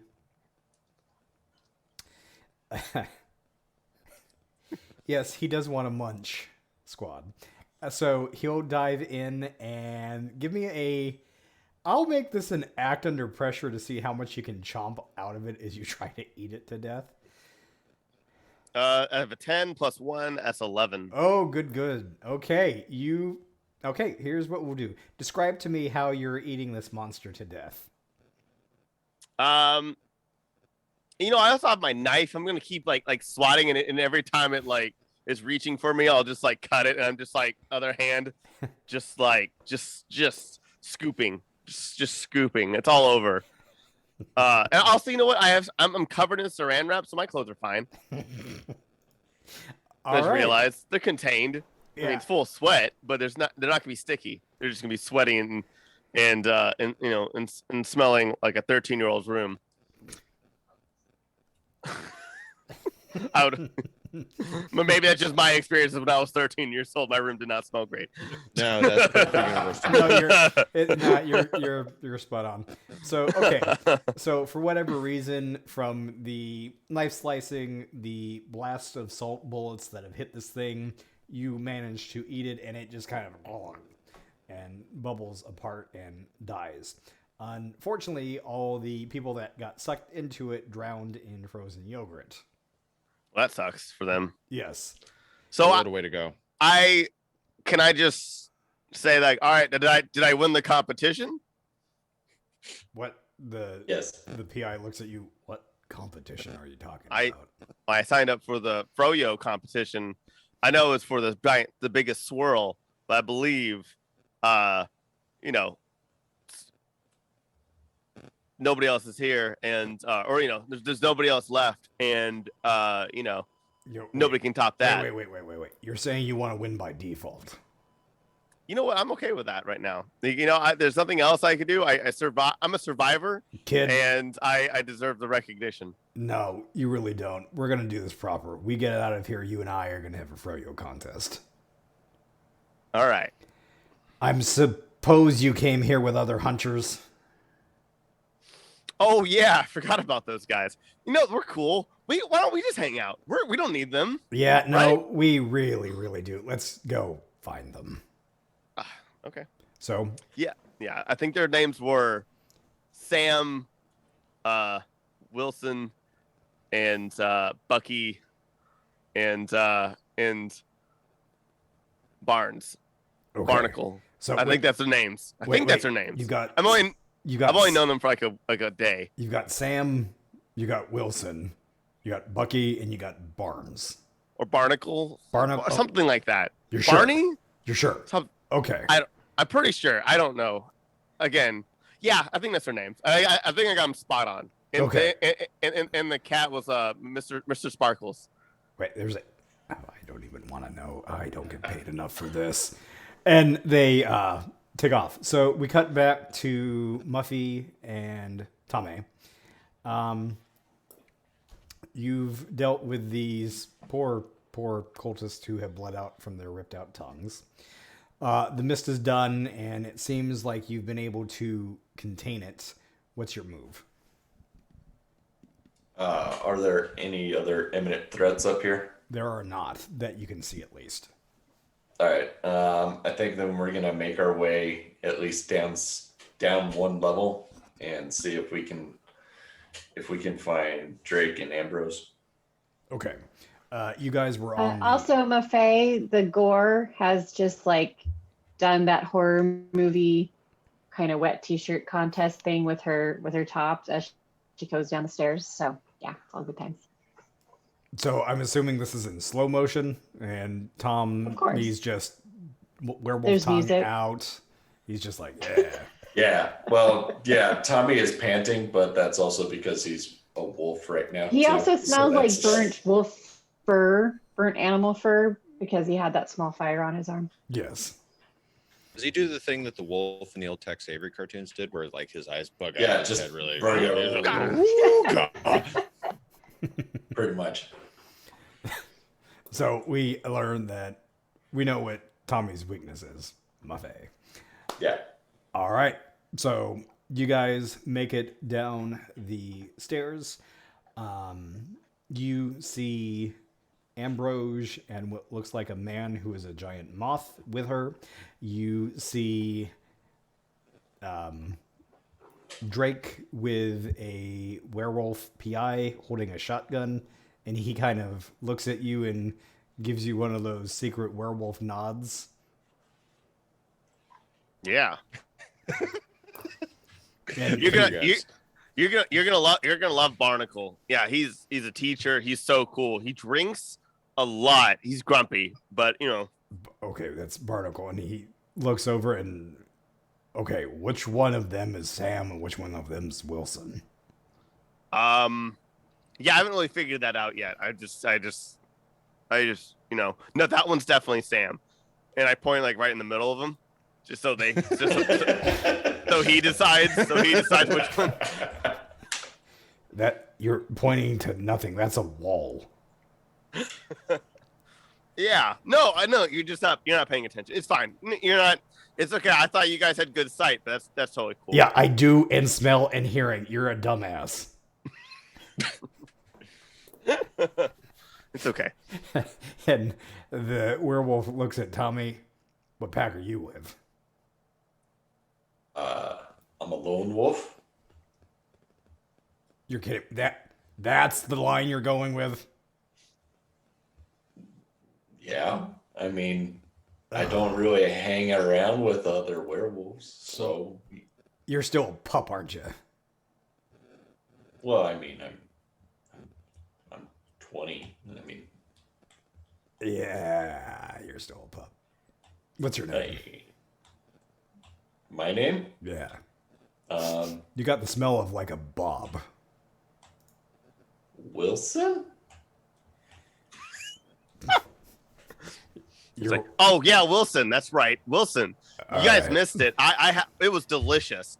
There was a lot of yogurt. It just kind of happens. I think some people died. I don't know.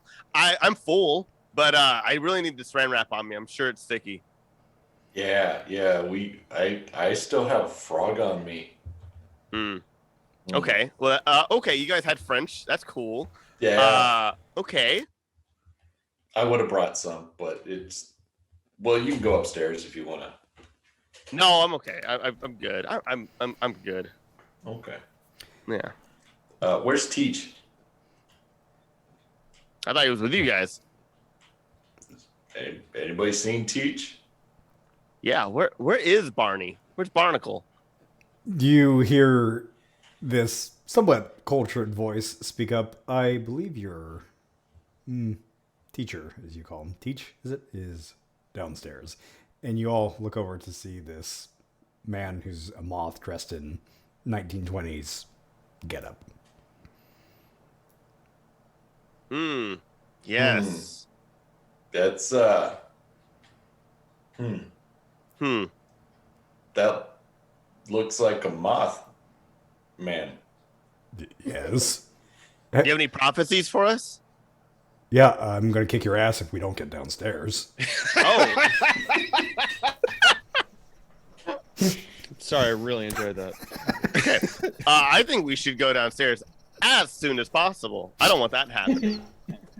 I'm sorry, I need a second to compose myself.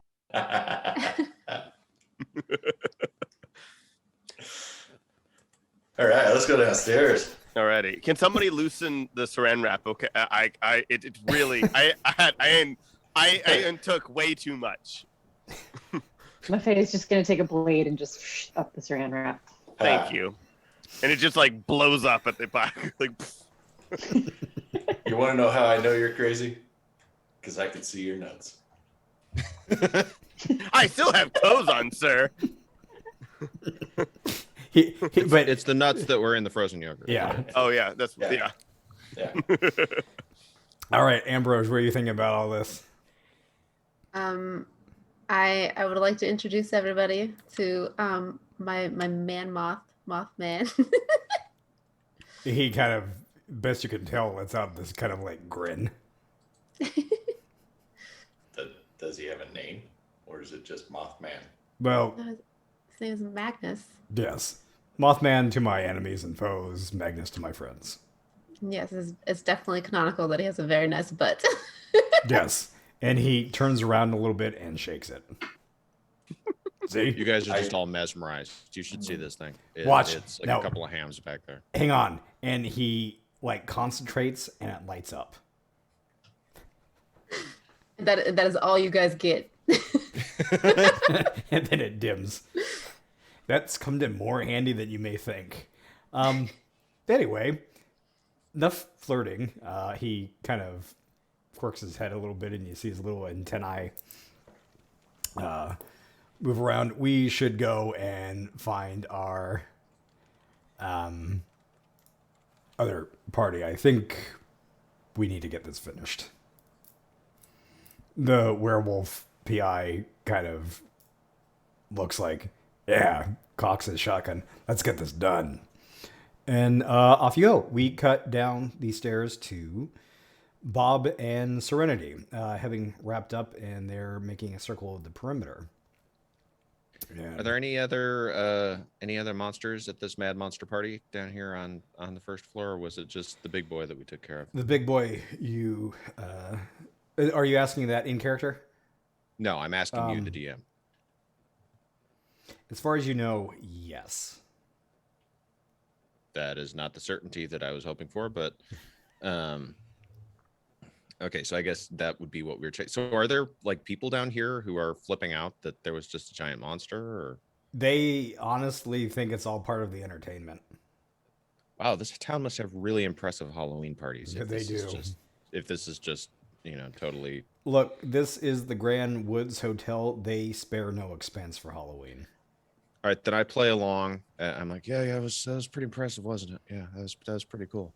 As I'm like going through the crowd trying to find any Black Rose insignias or anything, looking for additional cultists. So Serenity looks at you and kind of cocks one of her smiles that you're used to. I already took care of the sigils. And she points them out to you, and you can see that there are some smudges where dead black roses had been smeared with ash onto the different points downstairs. This is one of their traditional summoning circles. She motions to her left towards a map of town. Come with me here a moment. I follow. And she reaches into her satchel and she pulls out a piece of chalk. And you see her start to draw on the map, and she's writing little notes. And as you see this, you suddenly realize that all the monster hunting that you have done throughout the town, the spiders, the arachnids, the giant moss infestation, the mimic situation that you don't speak of, nor the noodle incident, and all these other various adventures, you can see as she's drawing, it's forming a giant summoning circle with the Woods Grand Hotel at the center of it. And you get the sense that the Shade have been behind all of these, causing havoc to connect the town in a giant summoning ritual. I give her a very impressed look and say, you always were leagues ahead of me. Well, that's why I embraced my destiny. You didn't. True enough. And I pass her a flask. She takes a sip from the flask and says, look, what I'm going to say is not going to be easy, and not everyone may make it out. How well prepared is your team? Some of them are extremely well prepared. Some of them are Drake.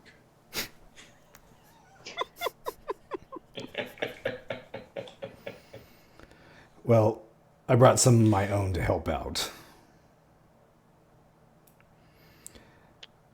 People I know? Well, you remember Kel, right? The werewolf PI?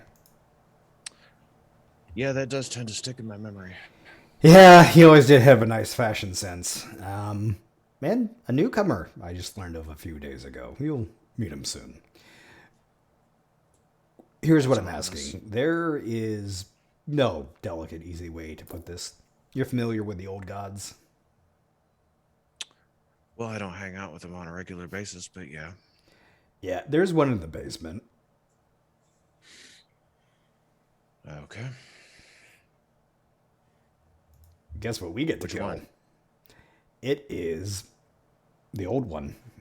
Doesn't have any name we could pronounce, but she then goes into a series of hisses and clicks and snapping her fingers and does a little bit of an interpretive dance. That's as close as I can get to interpreting it into human speech. Oh, you mean Greg? Yes, Greg, as you so abbreviated him. Greg is in the basement and needs a killing. All right. Well, I guess we better assemble our crew.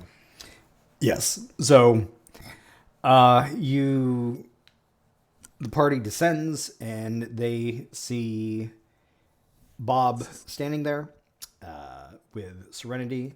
You see Tommy and Muffy come down. You see the Drake with his new werewolf PI protector. There he is. There's Barnacle. There's Barnacle right there. Barnacle. That's not Barnacle. That's good old Bobby boy. Hey, Bobby. How's it going? It's been a while, my man. Yes, Bobby, it has. Bobby, this is Droopy Don't call Bobby. me Bobby. Right? Okay. Noted. But anyway, this is Droopy. The werewolf looks at you. You ever call me that again, I'm going to put you back inside that froyo monster. I will do it gladly, sir. That trust me, man, that is not the threat you think it is. With honor. Yeah, I almost signed a stomach, okay? With my froyo skills. What have you done with your froyo skills? Yeah, goofy. So Anyway. the werewolf PI looks over to Bob. He doesn't know about my world championship froyo skills, does he? Oh. No. There are many things that he doesn't know about as of yet. Yeah, you're telling me.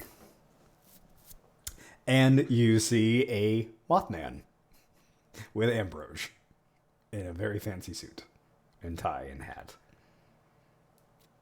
Well, now, forgive me if this is a stereotype and I'm speaking out of turn, but you appear to be the Mothman. One and only, the man, the moth, the legend. I'm never going to get sick of saying that. Well, I'm a big fan of your work. It's a great pleasure to meet you. You too, Robert. Do you have a different name that you go by, or is it just Mothman? Magnus. Magnus. It's a pleasure. Magnus Moth Sides. Sounds vaguely familiar in some way that I can't quite put my finger on, but... Oh, don't I'll go worry. with You'll pick up on that eventually. And he kind of adjusts his vest a little bit in his bow tie. Then he kind of holds up his cane. Hey, I like your cane. I like yours. I foresee a interesting fight scene in the future. And those And prophecies that you're so well known for. yeah, I almost kicked this dude's ass as he points to Drake. Everyone has. So is the party over? Well, unfortunately, no. It would appear that an ancient, old elder god demon known as, and then I do the exact same set of clicks and like interpretive dance, it's twirling around, and AKA Greg is in the basement. Right. You know, I left something upstairs. I'll be right back. So And before I just grab him. so while you do that, the werewolf PI does the same thing, and you both grab him at the same time. Oh no, you're not going away. You know what you signed up for. I didn't really sign up for any. Listen. Okay. Dogbert. First off, I didn't sign up for anything. Secondly, and I turn around and just start bolting. Like Before they've still got a good grip on you. I just kind of like do like the whole thing in the air while like I'm being picked up. And it's like, and secondly, all right, let's just do this. So Let's make it quick, because I got to get back to Dr. Lucy Princess Sprinkles McGillicuddy Esquire the Third. It's dinner time. yes, so the werewolf PI tucks Drake under his arm just to make sure he's not going anywhere. It's kind of like one of those to the side things, and Serenity tells the party this is not going to be easy, and Joel, as Bob is looking around, he happens to glance over and see a fireplace with swords that are above it. He ignores it because it has no bearing on the events. No, of course he goes over and looks at the swords that I'm sure. Yeah, if you had not done that, I would have just moved on. Okay. So you look up and you recognize one of the swords from your vision. I grab it. So you pull it down and you kind of see the eldritch writing on it. Serenity comes over and starts to mumble and read the words, and you hear her mumble, Deus ex machina. Huh, interesting name for a sword. Getting real meta there, Dan. Getting real meta. I know. Why does this one say scapegoat on it?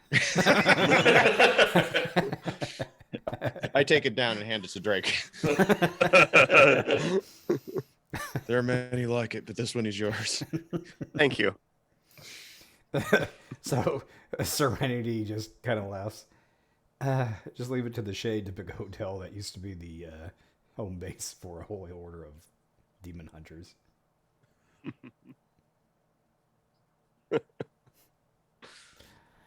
Yeah, they always liked the poetry of their movement. So, who's ready to slay an elder god? I'm pretty sure I am now that I have the magical Deus Ex Machina sword. The good old DEM, DEM, if you will. Okay, so where you are now set, you are prepared to take on a giant demon creature. So, at this Let's point, do it. I'm going to ask you if there is any prep you want to do before you descend. Holy sigils on the door to block its exit. Okay. I will say this is a giant, well, it's a giant old one, so okay. So you do holy symbols. Anyone else? I know the feeling, man. I need to go to the bathroom. So I turn around and I go to the bathroom and I start walking towards the bathroom.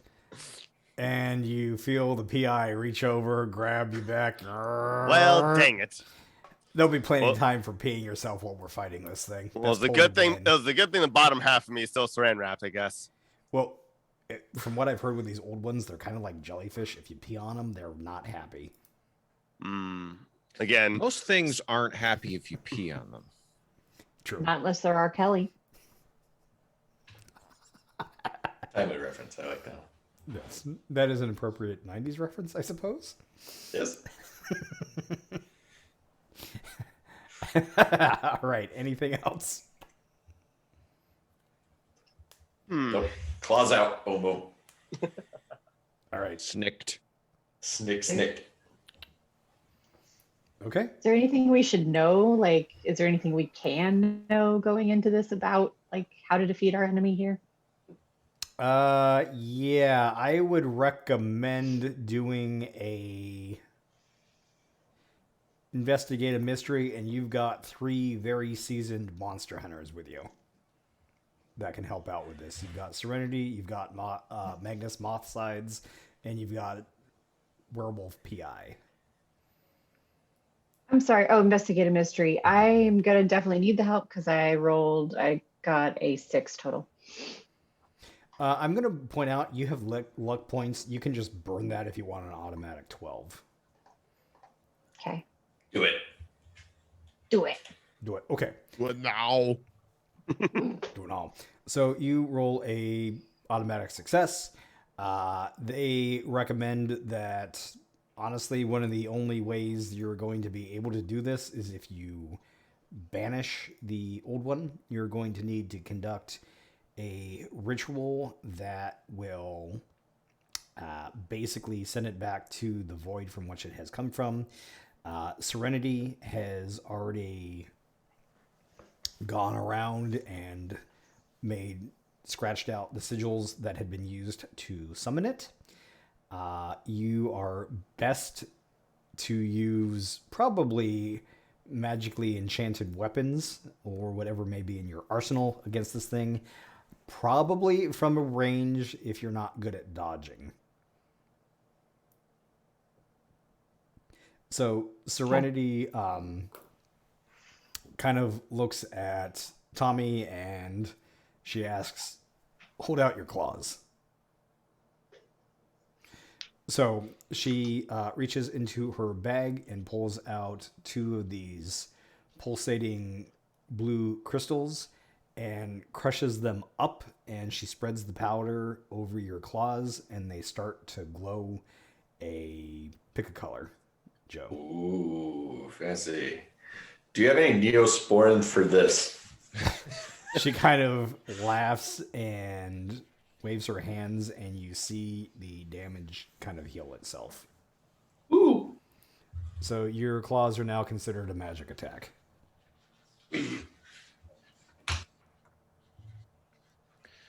Can I tell, do we need to do any sort of additional enchantment on the DEM sword, or is it already just enchanted off the chain? It's enchanted off the chain.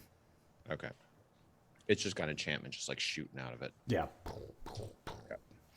So anything else before you guys want to go? Drake, Muffet, Ambrose, any sort of prep? Can I just go over there to that payphone and just call my mom real quick? Is that cool? I just cheesily just turn around and walk away. The PI looks at Tommy and nods his head. Okay. And okay. All righty. Well, you know what? My mom, that's cool. No, that's cool. It's cool. You know, she'll find out eventually. Yeah, I'll tell her. The werewolf PI. Don't worry, kid. After tonight, we're going to be legends or we'll be dead. Yes. Okay. I prefer the first. Hey, we could be legendary dead. Okay. Well, start, I guess. How about Muffet?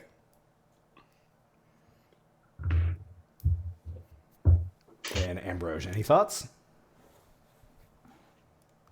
I don't think, as long as I have Mothman by my side or Magnus by my side, I don't need any more. Cool. That's very sweet. You Muffet kind of just wishes the cat was here.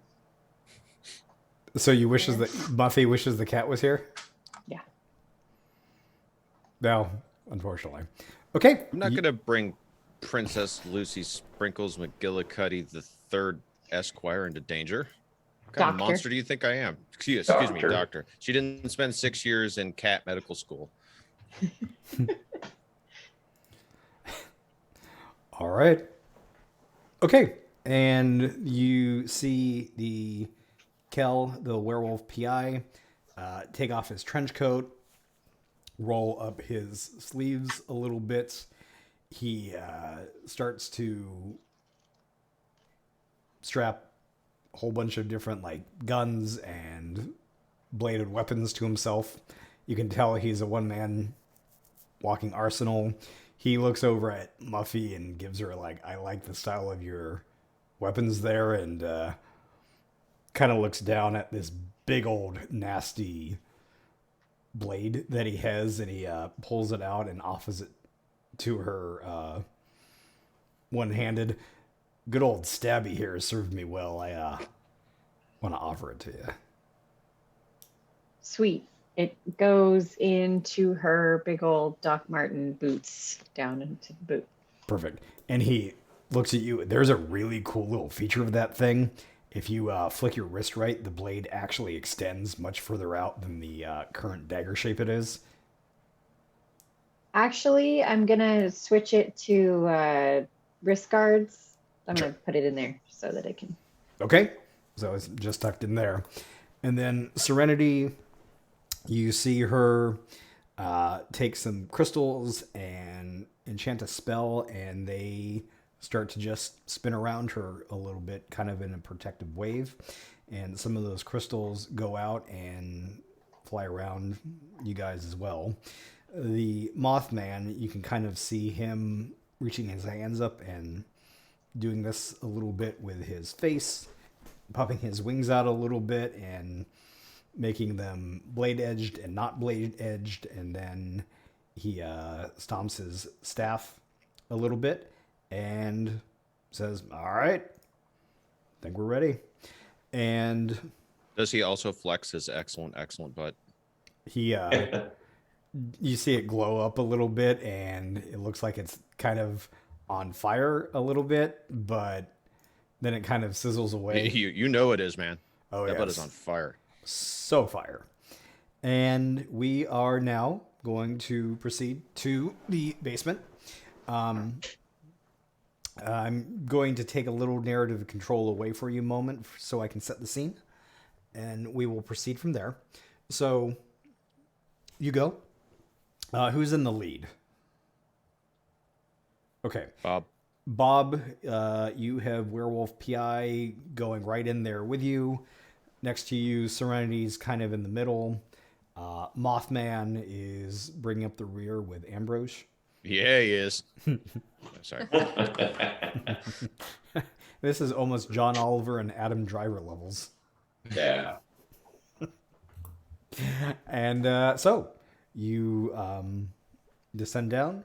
You get into the stairwell and head down. And as you go, you can see there is all forms of chaos that has transpired down here. There are these sigils scribbled all over the wall in blood, some of it in ash. You see the dead Rose sigil. As you see Serenity going, she's kind of pointing her fingers, and you see them just wiping away. You get the sense she's doing this to weaken the summoning that has occurred here. You see that there is a drop down into the basement, and then there is a... looks like there has actually been an excavation that has taken place a little bit down into the earth. You see a whole bunch of broken bodies and blood and viscera sprayed everywhere. You see a tentacle actually hanging out of the hole a little bit, and it's kind of withering around, but then it kind of sucks down into the ground as it senses your presence as you approach the elevator. Is there a way to get down that is not the elevator? Because that seems like a really poor choice at the moment. That is the only way down. Great. All right, so do we all just load up into the elevator? Yeah, there's Listen enough to the girl room. from- This is a giant freight elevator, so you all could. Listen to the girl from Ipanema as we go down the floor. Yes. I imagine all of us just kind of standing, like awkwardly not making eye contact, just kind of looking around, like. So the elevator descends, and you arrive at the bottom of the shaft.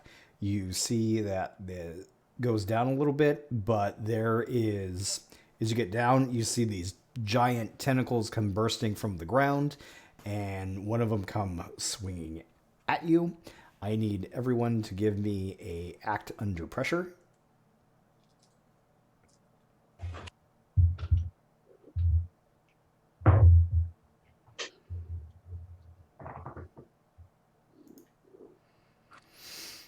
That would be a 7. Okay. 11. Okay. 7. Okay. 5. Oh no. I have 8. Okay, who got an 8 or above? So 2 of you. Okay. All right, here's what you see happen. As this giant tentacle comes swinging in, Drake and Tommy, I will allow you to act quick enough to prevent 2 of your party members from taking damage. It can be some of the NPCs with you, or it can be actual party members. I'm going to protect Muffy.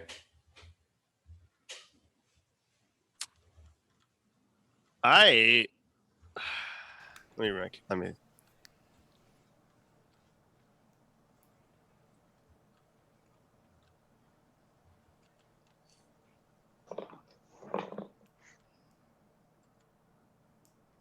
Oof. Okay.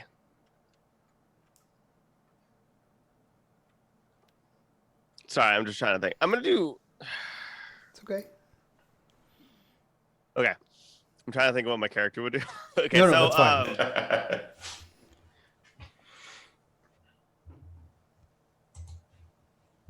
what if I do sneaky? Does that do anything at all or nah? It Okay. won't. Okay, so they're just it's swiping. I can save one person. Yep. Honestly, I think I'm just gonna duck. In all honesty. Okay, so you can duck and save someone. I'm just telling you that. Okay. You could inadvertently save someone. Yeah, True. you just fall into You know somebody. what? That's what I'm gonna do. I'm gonna try to I'm gonna try to move away, trip, and then whoever is standing to the right of me, I'll save.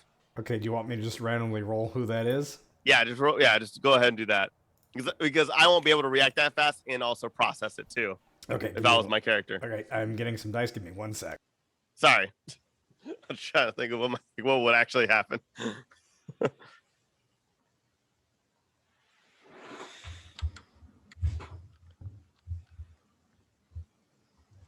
All right, Joel, pick a number between 1 and 4. 3. All right. Kimmy, pick a number between 1 and 4 that's not 3. 2. Okay. So Drake inadvertently goes over and trips, and he knocks Werewolf PI down as they fall. Wow. Ambrose, you have a creature that can see premonitions and protect things, so you kind of see him look up, grab you, and step back, and the tentacle swings over you. Unfortunately, Serenity and Bob get hit by this tentacle, and they will take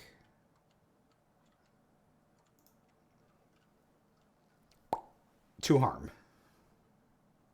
For me, that is 1 harm because I have resilience. Anytime my wounds count as 1 harm less. Okay. So narratively, okay, Tame and you just kind of tackle Muffet to the ground. Drake trips. You see Serenity see this, and one of her crystals kind of blossoms up into a protective force field and kind of pushes it back a little, but the pressure pushes her against the wall a little bit, and she gets knocked around.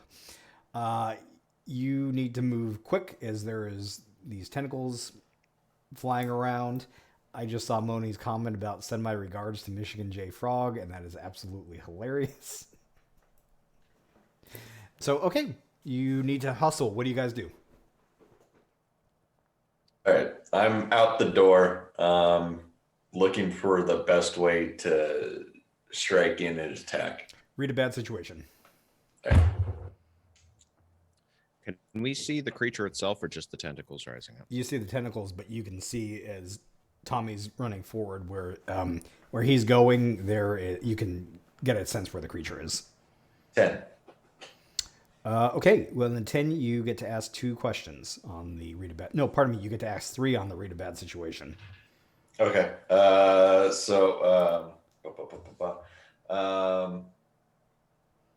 right. So I guess what's the best way in, so to speak? Best way to into attack. So if you run directly straight at this thing right now while it's still flailing its tentacles, you'll make it there real quick. Okay. Are there any dangers that we haven't noticed? No, the biggest danger is this creature. Okay. And what's most vulnerable to me? The thing most vulnerable to you is your party. They're pretty vulnerable. Yes, but the thing most vulnerable to you,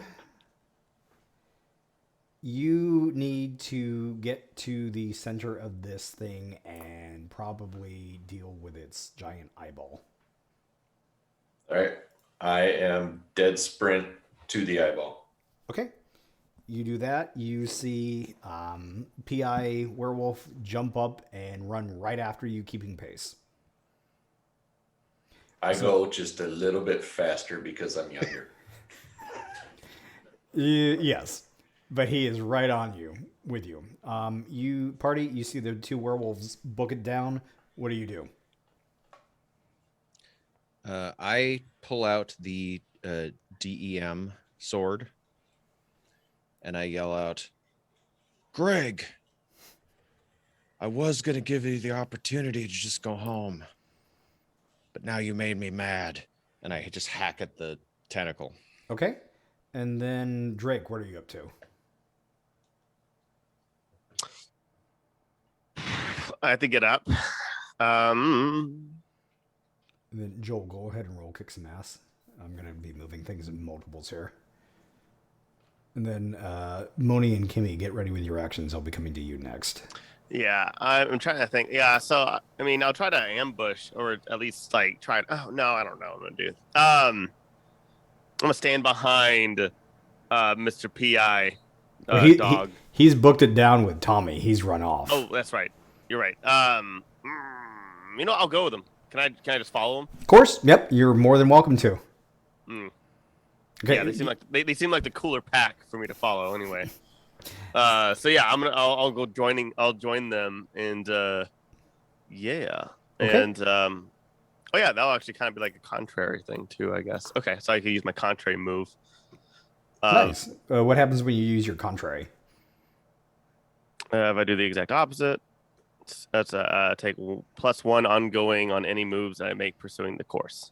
Perfect. Then I think you running directly at this, you keep at that. Okay. Cool. Joel, did you roll your kick some ass?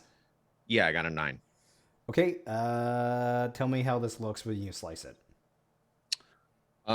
It looks like I am an expert sushi chef, whipping up some pretty good looking octopus. I just take a big old chunk out of this thing. Okay. In a big mighty swing with the Deus Ex Machina sword.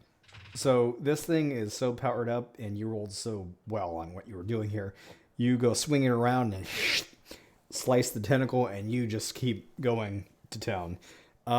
Muffet, what are you up to? Can I enchant a bullet? Can I have enchanted bullet in my sniper rifle? I would have just assumed you already did this prior, so yes. Right. So okay. So I rolled a 9 on kick some ass. I just want to shoot something from afar. Where would you like to shoot it? It's got a giant maw that looks like an octopus. It's got a giant eyeball that's looking down. Tommy. I'm going for the eyeball. Yeah. Okay, and you got a 9? Yeah. Okay. So as Kel, Drake, and Tommy rush this thing, the sniper bullet goes cracking in front of them, and just Moni, describe how it hits. What does it look like? It's gonna hit right in the pupil of the eyeball and just, and there's gonna be more gore. I just make a mess everywhere I go. It's efficient. So the enchanted bullet hits, and it just, and the eyeball kind of glazes over as it bursts, and as it kind of happens, you see like this weird movement as the body shifts, and another eyeball reforms and looks dead center right at Muffet, like pinpoint, and you can see that it's starting to glow. Ambrose, what are you up to? I'm wondering if I can team up a bit with Magnus, and maybe he could help me get some air so I can get past the sort of tentacles and just kind of get in there to the main body. Sure. So he kind of smiles. I always like you when you ask me to take you for a flight. And he kind of puffs out his wings a little bit, and they double in size. He very gently picks you up and bursts into the air, and in a burst of speed goes forward. He's got his cane trustily tucked into his belt beside him, and he kind of, interestingly enough, is able to blink here and there a little bit to avoid the tentacles as he gets you closer, and he starts to hover around.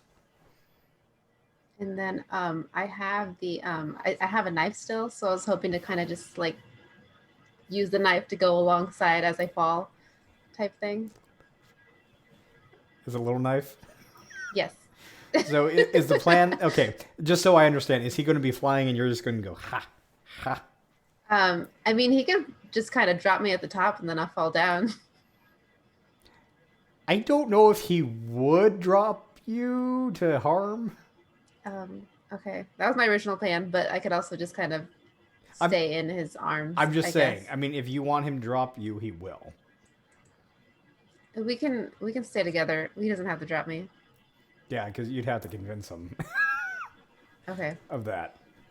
then I won't do that part. Okay, so but he'll fly around. Now, what we could do, you notice that he could blink in and out. So what he could do is drop you, blink, catch you, blink, blink, blink, and kind of cause a quick little. And then we can start chopping up at this guy. Yep, you want to do that.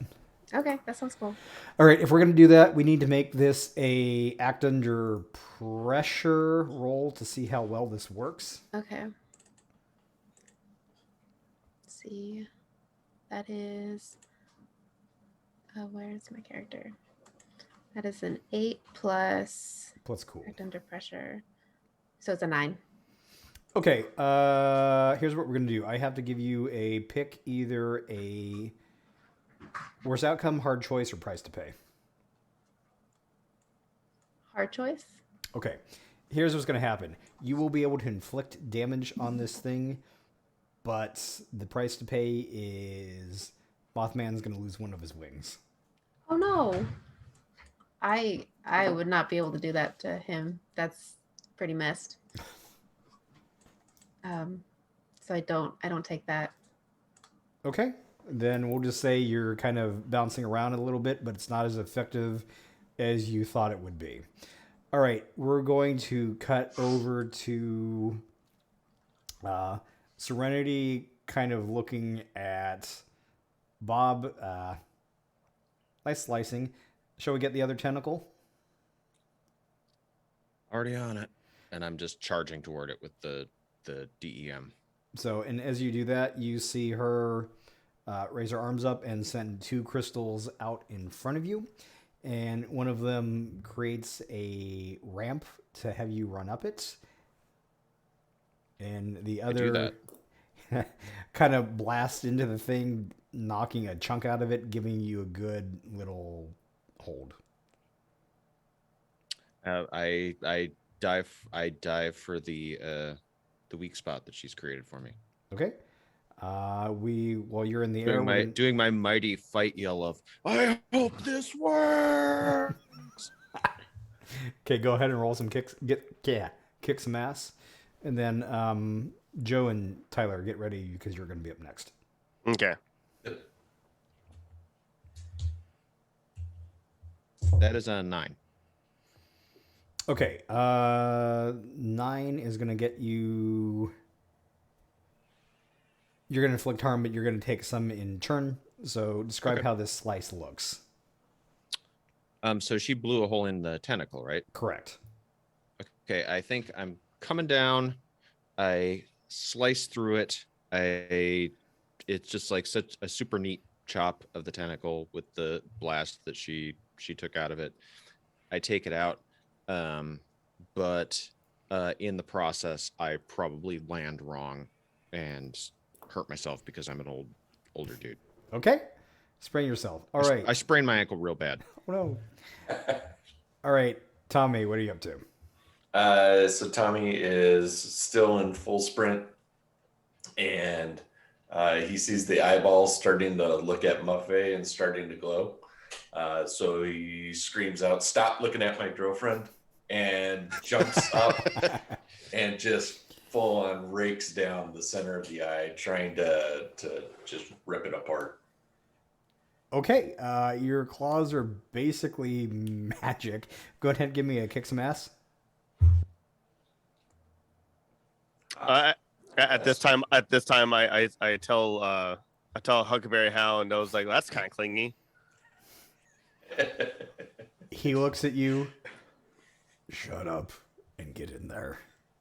And shoves you forward with your little pistol in hand. So I got Alrighty. 13. Nice. Okay. I assume you're going to want to inflict terrible harm. Inflict terrible harm. All right. Tell me how this looks. So I just basically just get both claws into the eye and just like pierce into it, and then I just use my body weight to kind of fall down and just rip right through the eyeball. All right. As you're doing that, there's eye goo spraying all over you. Drake, what are you going to do? Okay, so I have my pistol with salt bullets, so I'm hoping they have a like high blood pressure. So yeah, I guess at this point when I'm being pushed, I'm gonna aim and shoot. All right. Go ahead and do kick some ass. And then Moni, you're going to be up next. 6. Okay, that's just a failure. So, as you're sighting down, wanting to put some salt in the wound, as it were, you blast and realize your little pea shooter here is you're using a pistol against a giant elder god, and you're kind of wondering, I have been set up for failure. So Yeah. Thanks a lot, Scrappy Doo. yes, and he just growls at you and slams the shotgun he's carrying into your grasp, and he leaps after Tommy, and he pulls out a axe that kind of just unfolds into a giant heft and slices down on this thing as hard as he can, and just lets out a giant guttural howl of a werewolf. Muffet, you're up. Maffei sees all of this damage being inflicted upon this creature, and the blade comes out of here. Of course, it's enchanted, right?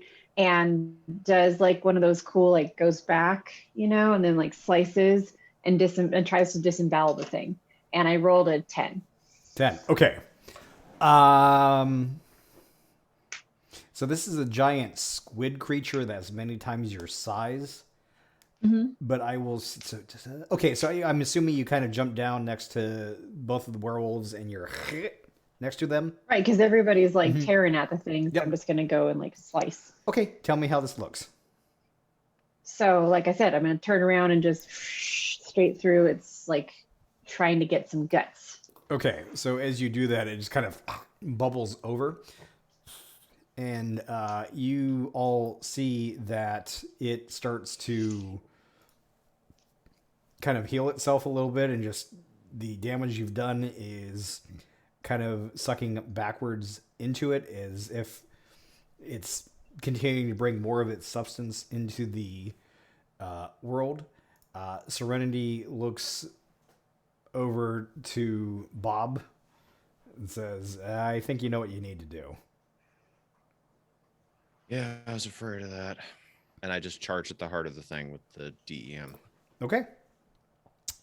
So as you all see Bob charge, I need all of you to decide what your final moves are going to be. He's got a sprained ankle. His charge is gonna kind of be like a hobble, right? Yep, Pretty much. It is. Limping into battle. He's going to be charging as hard as he can, but on each step he's going to be going, ow, ow, ow, ow. With the cane, clunk out. Exactly, yeah. It's similar to how I actually run. Oh. So tell me, what are you thinking? All right, so I'm just gonna continue just ferociously just clawing the crap out of this guy the whole way down. Okay. So we've got that. Drake, what are you up to? You've got this new shotgun. I'm just gonna go. I'm just gonna run in hobo with a shotgun style and just start going off on this thing.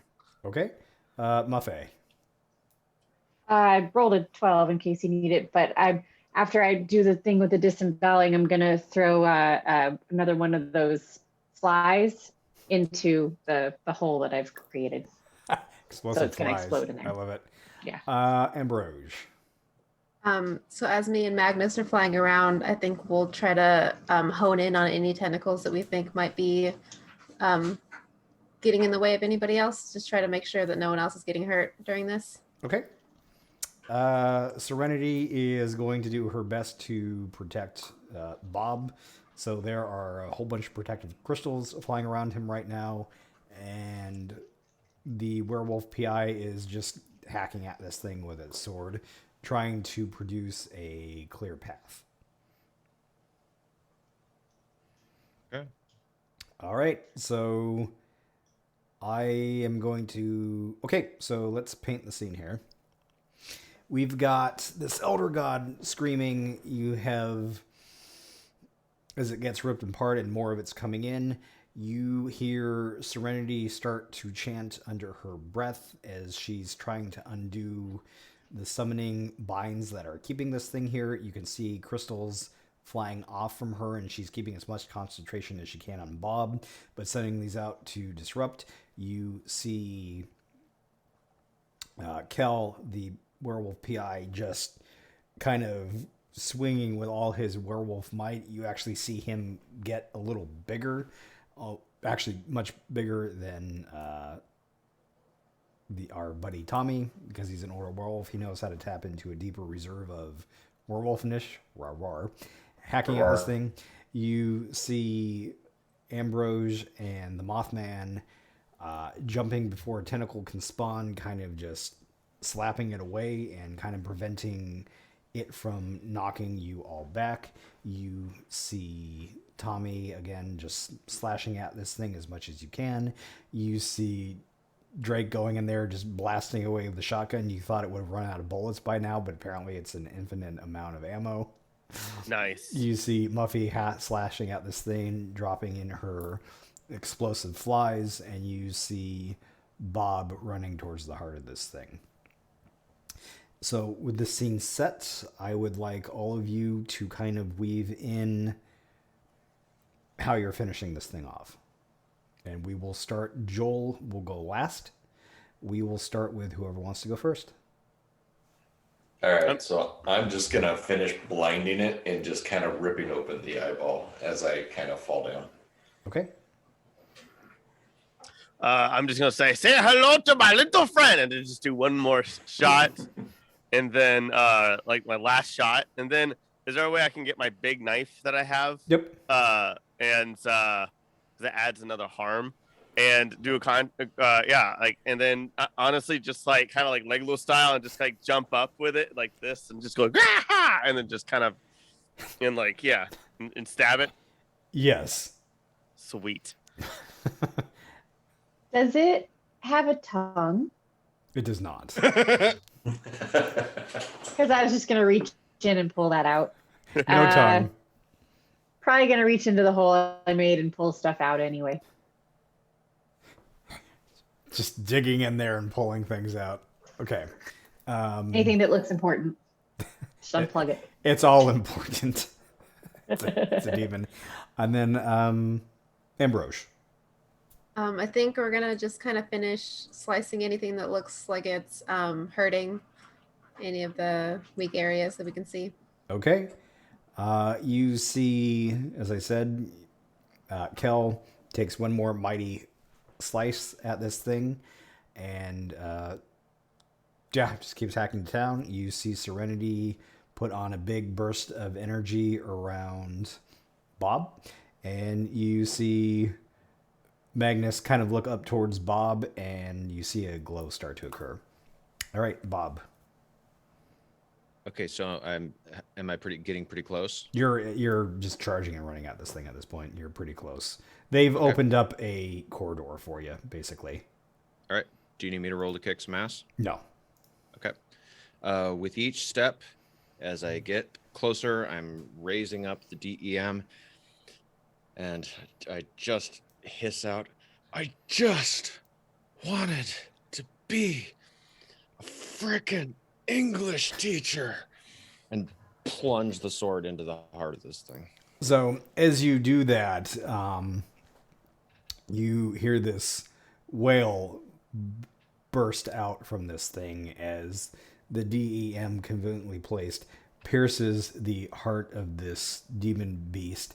You see Bob kind of get blown back in this force, and you see his body rip apart, but you see moths fly around him a little bit, and he reconstructs a little bit and blips backwards, sword still staying where it is. And you see this thing blow apart, and the earth start to shake. You see the party get and start to just book it as the hole collapses and the party makes it back up top, beaten down a little bit, bloodied from the fight. Bob possibly having avoided his chosen destiny thanks to Magnus Mothsides. You arrive outside of the hotel. The folks there think it was one grand thing, and you are all bloodied.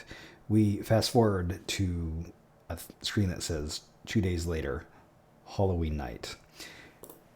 We see Muffy and Tommy doing what?